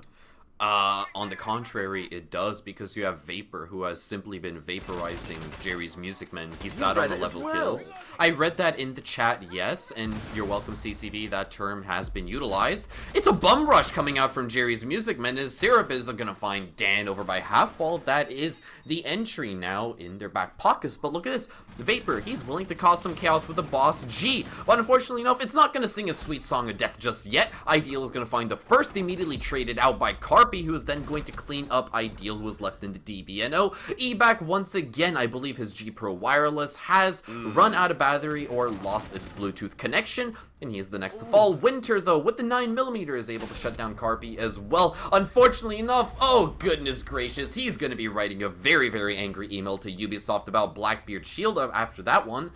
Oh, man. Oof. Yeah, Mr. Ubisoft, come on. There it is! It's right there! Yeah, obviously, everybody's got a problem with it. Mental in the dirt, I think. Is absolutely rattled. Honestly, I'm looking at that and I'm saying, Jerry's Music Man, that was good. They brought aggression. They brought wins. They brought gun skill, mechanics, abilities. It was all there for me. I looked at that and they took a lot of control. eBack, a little bit rattled. Doesn't have that clash. Doesn't know what to do with a primary weapon that isn't a shield. Yep. And, well, what are you going to do? I don't know. I mean, obviously, when you're holding onto that shield, all you've really got to do is just hold mouse 1. Yeah. But the moment that you've got an actual tangible firearm in game, you have to now press both mouse 1 and 2. That might just be a little bit too much for Ebak's brain to comprehend, unfortunately. Yeah. And, well, you know, will he learn?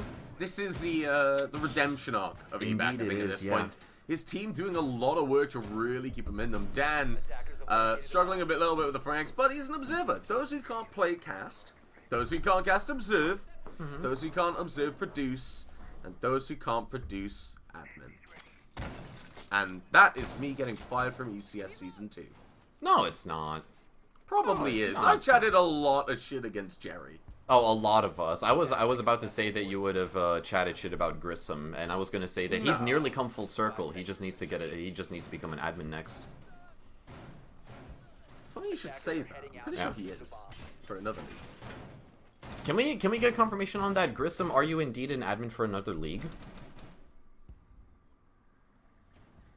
Ah, yeah, right. He's the EU regional director. I think that counts. So yeah, it does count. He's come full circle. Trades, you know, swings and roundabouts. Round of applause for our production or assistant production manager Grissom. You've earned it, bud. Oh, and he's a Moss analyst. Ooh. Now that is listed under special skills in his resume.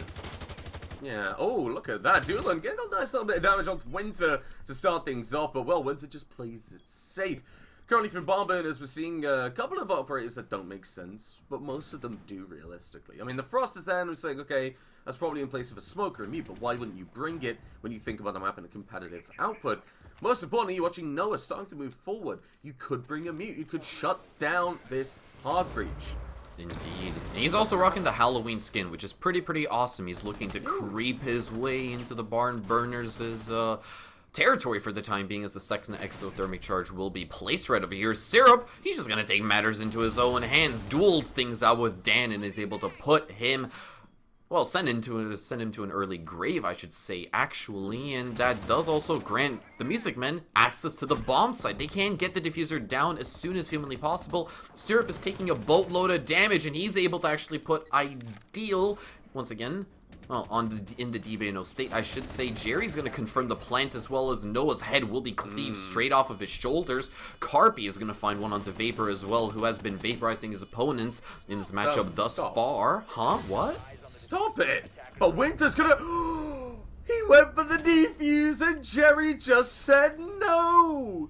Oh my lord. The disrespect. Right, that's a one-way smoke. Like, look at that. Jerry saw everything. Winter saw nothing. That's a protest. You know, Jerry, he's the head of ECS for a little bit because the senior committee is coming in for the next season, as I'm sure you know. But, he also seems to be the master of the server. Jerry's Music Man, one round away from match point and at least getting overtime. And if they get it, then they beat Barn Burners. And, well, if they beat Barn Burners, then they're technically better than Jesco, because they beat the people who beat her. Put that in your bio. Does Twitter actually offer enough characters for all that? I think it does. I think you can definitely shrink it to like a bite-sized bio. I think it's definitely possible, yeah. Should be. Should be. Yeah. I think it could happen. ASCII, man. I mean, personally, I've always had like a massive struggle and a problem with the amount of Twitter characters that I can use. Oh well, that's fine. Don't worry about it. That's what Twitlonger's for. Indeed. And we'll probably see one after the loser of this game, you know, announcing their retirement from the ECF staff competitive scene, which is a beautiful scene in itself. One that allows a mirror to be brought. And Doolin actually bringing the counter to Clash. Wait, he is? Oh, he is bringing the Monte. No, for a second, I thought you were actually serious. Like, he was bringing out a Kali, he was bringing out a Capitao, he was bringing out a Zofia. Any one of these three operators that can effectively make Clash nudge, but you're right. Montaigne, he is the true counter. And the counter to that is Tachanka. That's Vapor. He can literally burn Doolin on the Montaigne to a crisp. I think that's the right way to look at it. Just think about this. This is more than anything on the one. Just think about this. This is a recipe for disaster, right? You've got eBack slowing down people, basically, you know, cutting their speed in half. And the passive damage. Yeah, and the passive damage, and then Vapor just chucks out Shumikas and burns them to death. Yeah, while they're slowed. Never mind. Syrup will be able to find the opening and takes away Vapor, but still, look at the secondary gadgets of all of the bomb burners bar eBag. You look at this now, slow them down still. That's the opportunity for C4s. They're focused or flanks. There's still a lot of potential regardless of not having that Tachanka, but that main breach is going to get open now. Doolin is going to try and take a lot of the brunt for the team, bait out a lot of those C4s. Won't be able to get one, but Noah with the TK takes away the shield. Now all you need to do is bring E back to fill in the gaps. You get in that doorway, you get your team supporting you, and there you go. E-Bang, he's going to set up his tent, he's going to sit then, enjoy himself, until Syrup wallbangs him. 2 versus 4. Well, this is going to be a really tricky pickle to climb their way out of. Barn Burners in a 2v4 scenario with Dan, who hasn't been performing all too great. Needs to try to pull a magical bunny out of his top hat and clutch up big for the Barn Burners. C4 will be tossed out, but to no avail. And here comes Ideal. I mean, Max D certainly giving the D to Jerry's Music Men from behind. He finds a third onto Noah, but unfortunately, no, he can't get the fourth onto Carpy. Will shut him down in response. Things came down to the wire, and before they took a turn for the worse, Carpy was able to solidify his stance and shut down Max's reign of terror. Max D, more like Max dead. 11 and 7, a huge flank to take control of, and I think that's indicative of a wider issue for Jay's Music Men. We saw on their defense they were really excelling at taking control of incompetence. I say incompetence, but I think that's just because I couldn't find the word quick enough. I think it's just slacking and complacency. Not having that flank watch, not having the proper utility to deal with it. C4s. Not a C4, sorry, a Claymore, a Flank Camp, a Nomad Air Jab, all these things you can bring on the board, well, that offers a lot of opportunity. Max just walked through and killed them. That's a huge position to be in. A ping could have stopped that plank go down entirely. However, obviously, you can't have all the information in the world. One thing I want to talk about, Dylan. Why was Noah pre-firing exactly where your head was? That's my big question, because looking at that, that made that push a lot harder. Emax suddenly became a lot stronger because there wasn't that direct counterpart to fulfill that role. They could just go off in a corner and stare aggressively at each other. I don't know. Is that what happens with a clash? I mean, don't get me wrong. Despite the fact that it was a massive blunder on the side of Noah for team killing Doolin, but at the end of the day, it is really forgivable just because of the fact that Noah plays far more Valorant than he does Siege, so, you know. Yeah, he's a Valorant gamer, but Phoenix, plus... That's all I know. A Phoenix, sure. I don't exactly know which agent Noah plays, but, you know, Valorant doesn't have friendly fire enabled because it is just that kind of FPS game. So, you know what? Maybe he was the kind of guy that was just trying to rattle his teammates by making their ears ring whizzing rounds past their ears. And he tried to do the same here in Siege, but, yeah, team kills, their thing. Yes, now Jerry is actually 1 round away from closing down the whole thing, and most importantly, becoming, I think, the only person to have won every single staff match that we've had so far. Facts, by the way. I think that's true. It is true. Fact check. It is. Oh my God, Jerry, what are you made out of? Now, obviously, he is. Like, no, I don't know what he's made out of. I know what he's wearing. That's a very weird thing to say. But he's wearing the KFC tracks, I think, or tracksuit, same thing. What I really like here is this utility dump, the mute jammers, the ADSs, the clash. That Rotero, absolutely useless. Doolin, you have a very limited window to get your utility through that hole and try to flush out E-Bank. You take control of that as soon as you can. He's pulled back. Now that that mute jammer's gone, you don't get any more utility bar the barbed wire. And because of this, E-Bank has to work that little bit harder. Mute jammer's still on the wall, and, well, yeah. Now you've just seen Evac just wasting time calling it out, trying to bait out the use of this Rotero quickly. But those are going to be the ADSs, and I believe that Jammer gone, but not the one they needed. So the frag grenade's going to follow. A lot of utility, a lot of stalling out from Jerry's Music Men. We're approaching the halfway mark here. two doors. Yeah, and they're only getting towards the door. Yeah, we're getting to the business end of a round right now. I believe that was the next RCXD that was just simply shot out. So Doolin had 6 drones to start off with, and now I believe he's got none left in his back pocket. That would be correct. Yeah, that doesn't necessarily bode all too well for Jerry's Music Men, but once again, the chances of them winning this round can still remain high to a certain extent, provided that Ideal doesn't cause any chaos from down below. He's out of C4s as well, has not a single Nokia brick to his name left anymore. So this is a really, really tricky situation that the Music Men have found themselves in. 50 seconds left to play with. They haven't gotten that main breach open, and they have yet to deal with Ebac himself, named after the awards. The Ebac Awards, as Ideal finds Carpi, and that's going to kick off the round, finally.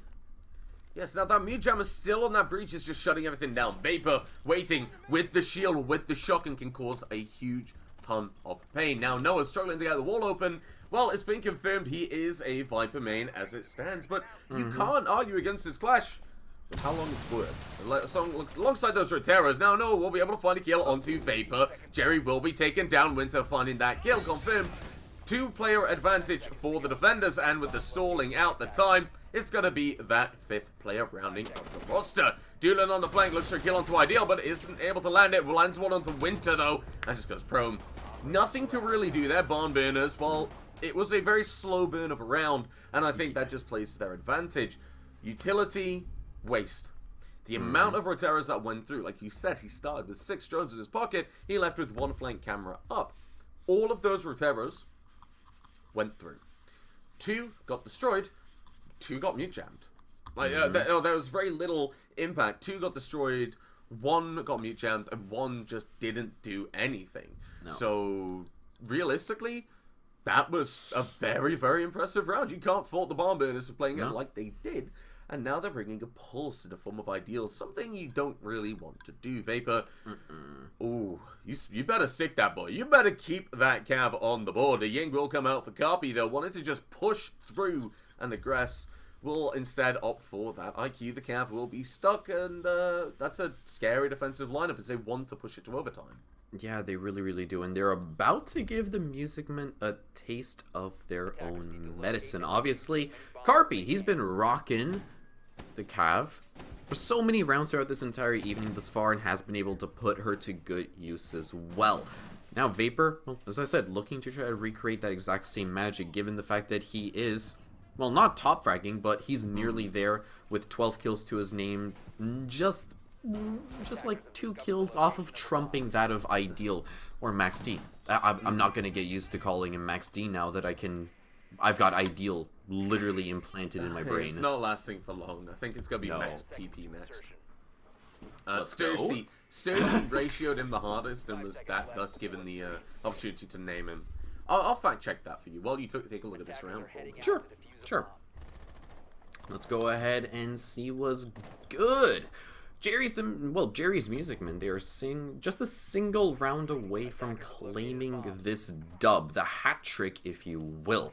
We'll start off with Noah breaching open the jail, if I'm not mistaken, over here, and that is going to grant them an avenue directly into the bomb site as well. We do have Jerry himself gathering a little bit of intel with that hologram, and it has yet to be dealt with, surprisingly, not even shot out.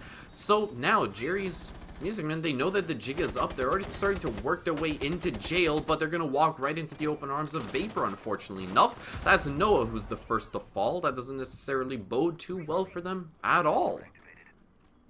Yeah, and you're looking at this now. Evac is feeling a lot of pressure. IQ will back up in the form of Carpi, getting in, doing what needed to be done, and most importantly, getting that class shield onto the side. Now Jerry, looking to use that drone hole, will be able to do quite a bit of damage. Carpi's able to find 1 kill. The impact nade for lines of sight will come through, but you're looking at this. Jerry dominating line of sight with a frag grenade yet to follow through. Will go out, will get the kill onto Syrup, but the plant's going down. That Thermite, that Thatcher really doing some mad work. Carpi and Jerry gonna work together to get rid of Clash, as Ideal will be taken out. No pulse, no Jerry now, as Winter will find a kill. Doolin could go for a kill. Carpi's doing a great job at distracting, but time's going down. Evac gets taken down as well, and suddenly Doolin could have planted by now a 2 versus 2. Barn Burners, a minute 20 away from closing this out and pushing us to overtime to stay in it. Jerry's Music Men, 2 kills away from winning it all. Obviously, Jerry knows how juicy that 3x is going to look in his bio. Certainly much more juicy than the 2x next to staff match dubs thus far. But unfortunately enough, it's not in his hands for the time being. His laurels, they now rest with both Carpi and Doolin to thread the needle for Jerry the Music Man himself. And they've got 45 seconds to play with. Tensions are high for both squads right now as the Barn Burners, they've got to cling on for dear life. Dan, who unfortunately has been underperforming despite the fact that he is the greatest observer to have ever touched this video game. Don't even argue with me about that. He needs to go absolutely galactic. He needs to be activated for this very last round right here with the SMG-11 in his arms. 20 seconds left to play with. And Jerry's Music Men, they've got to take the first step. They've got to make the first move right over here. They are spread relatively thin. Refrag potential is low on both sides as Dan, he finds the first onto Carpi, leaving Doolin in a 1v2 scenario. And time is starting to run out. We're just about to hit 000 as he finds the head of Winter. Now, he tries to stick the plant, but the jig may already be up. Dan, he realizes that the clock is hit 000. He just needs to leg it. He just needs to haul ass, but he can't spot out Doolin. Goes prone and no! Dan can't close it off. It's going to be Doolin to do it instead. And look at that. There we have it. Jerry's Music Men are able to close off Border with a final scoreline of 7-5. Unfortunately enough, Barn Burners, they can't force us all the way to overtime, and Jerry's going to be so happy about that. Jerry is the only one to win every ECS staff match. It has been a long day combined with the EBAC Awards, the Game 1, Game 2, Game 3. Honestly, Toodles, it's relieving to get to the end, but oh my god, it's not if I have to look at that camera. I know, it's kind of jarring. It is to me still. And getting this set up in my OBS virtual camera was already a chore, as was. But I can... What is... Oh, you... Oh, okay, I got the cool No cam. more door emojis, dude. Grissom, can we get door emojis and just replace my actual username for door Please emoji if at all replace this possible? camera with a door emoji. But yes, that is it. Either one of these two things is completely fine. Yeah. Huge effort from Doolin. That was incredible work to bring it to that point, especially coordinate with Carpi and the information that should have been coming through with the team. Bringing it all the way to the end, Doolin shutting everything down. And Barn Burners, while they were knocked out, they were impressive, but they were knocked out, and the fatal flaw, you don't beat the man who owns the league. Simply put, it's in the script. It is. Are we allowed to say that? I don't think so. I think we are allowed to say that. Obviously, we do have Jerry's blessing, and if you were to stray away from the script, then you'd be out of a job. But it is what it is. Big congratulations to Jerry's Music Men. Obviously, Jerry has now been able to get himself a hat trick, and everybody else is going to be able to write ECS Rainbow Six Staff Series Numero 3 in their bio, which is going to be absolutely massive. So huge congratulations to Jerry's Music Men. Y'all earned it. We can't do that, and it kind of makes me sad. But we We'll are have to going wait to for try next and get season. some. Yeah, exactly. We'll get him We'll next do it. time, champ. We'll do it. We'll do it. Sheldon Coupon. We'll be back for another one. We'll be back for Revenge. I'm locking in the team right now because I had a lot of fun in my game, no doubt. Team Mean Pink as well. They had a lot of fun as well, especially when they brought the caster over of Girafro to work with Grissom for our game ourselves. Honestly, I had an absolute ton of fun, and it felt kind of weird bringing it back to having, well, a normal map after we went from Hereford to Bartlett to Border. Kind of jarring, but I'll let it slide this time. Very nicely done from them. Joe's Music Men and Barn Burners, they gave a really good game to show, and I think there's quite a few MVPs we need to single out. Not to throw shade at the EBAC Awards, but we're gonna bring in Jerry, the man himself, actually. Indeed we are, and we wouldn't want to have anyone else, honestly, to actually interview this time around. We got to hear from the man himself. We got to pick his brain about this particular matchup, and obviously we got to see that drip. So as soon as we get the green light from production from Grissom, we are going to get him in the call, and we are going to throw on his beautiful, beautiful lovely tracksuit on as well. Oh my so God. there he What are is. we There in? he Look at him is. Show it go. off. Oh, you'll love to see it. A little bit of a Fortnite victory dance as well. I might want to kill myself after that, but oh man, you've got apparently you are now known as Lord Ebac. So welcome, welcome to the stage, Welcome, Lord Ebac. He didn't win the actual game, but he won in spirit. Nice little late adaptation there. But Jerry the Music Man put in the KFC in Yukon. You're also deaf in a TeamSpeak, so we can't hear you. So I'd like you to okay, I'm back. talk to us, please, if that's okay. No, He still is deafened. He can't still hear us, deafened, by dude. the way. Jerry? No, I can hear you through Vivix. It's good. He'll figure it out. He'll Oh figure it out on my his own. Lord. This is cringe. How long do you think it's gonna? I'm gonna give it roughly 45. Hey, No, there he's we back. go. Nah. Right, mute the tab Jerry, on we're being Vivix. told to Alright, mute alright, your I've got it, Vivix, I've got yeah? it. Okay, we got it. Hey, let's Hey! go! Quadruple doors and McCready. This is good. Oh, McCreed E-girl now, just so you know. so yeah, that was a game, I guess. Certainly was. I did my best to throw it to overtime for Ebac's wonderful team, but apparently Doolan, even if I nade his plant cover and then give the worst call of all time for his 1v1 at the end, I said he's rotate. And that's why Doolan did like triple 360s at the end. Yeah, it doesn't matter. He still just clutches. That was mad. I do want to ask, first of all, before we get into anything else, what the thought process was behind Syrup's death with the frag grenade? I've got before you even answer that, I'm just gonna quickly chime in and say that when that team kill came out, I almost fell out of my chair. Like I quite literally just flew backwards and I almost just collapsed entirely.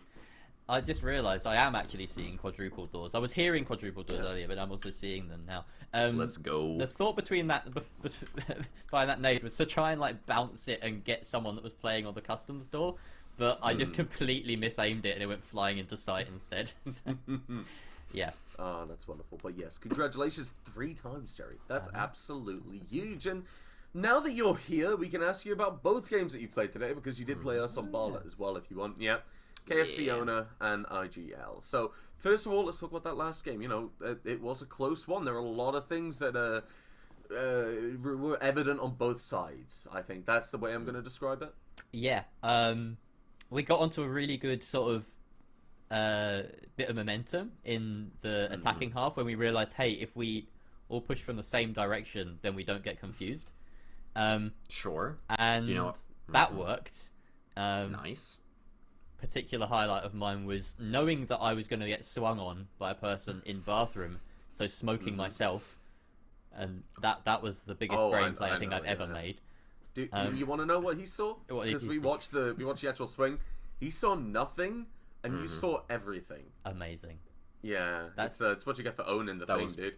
Pixel perfect smoke grenade right there, and trust me, I mean, I've been keeping up to date with all of your Instagram feed like day in day out. Is that going to make it in the highlight reel? Is that going to make it on socials? Well, I'll have to clip it from the stream because I wasn't recording any of that, so I'm gonna have to get all your beautiful voices in on the action. Oh, beautiful voices are goblin reactions. I can't wait to hear your goblin reactions like back when I watch it. Yeah, we had a look. We were a bit honest, and we also had a little chat about some things important to our heart, like every season of Rainbow Six Siege in order. Well done. Were we that boring? Towards the start, apparently, yes. So we just kind of said, yeah, well, screw it. This is round 2. I mean, we made it to the end, or at least I made it to the end of year 4, because after at a certain point, I really just stopped paying attention to the name of the seasons, unfortunately. Yeah, you got to kill Jerry.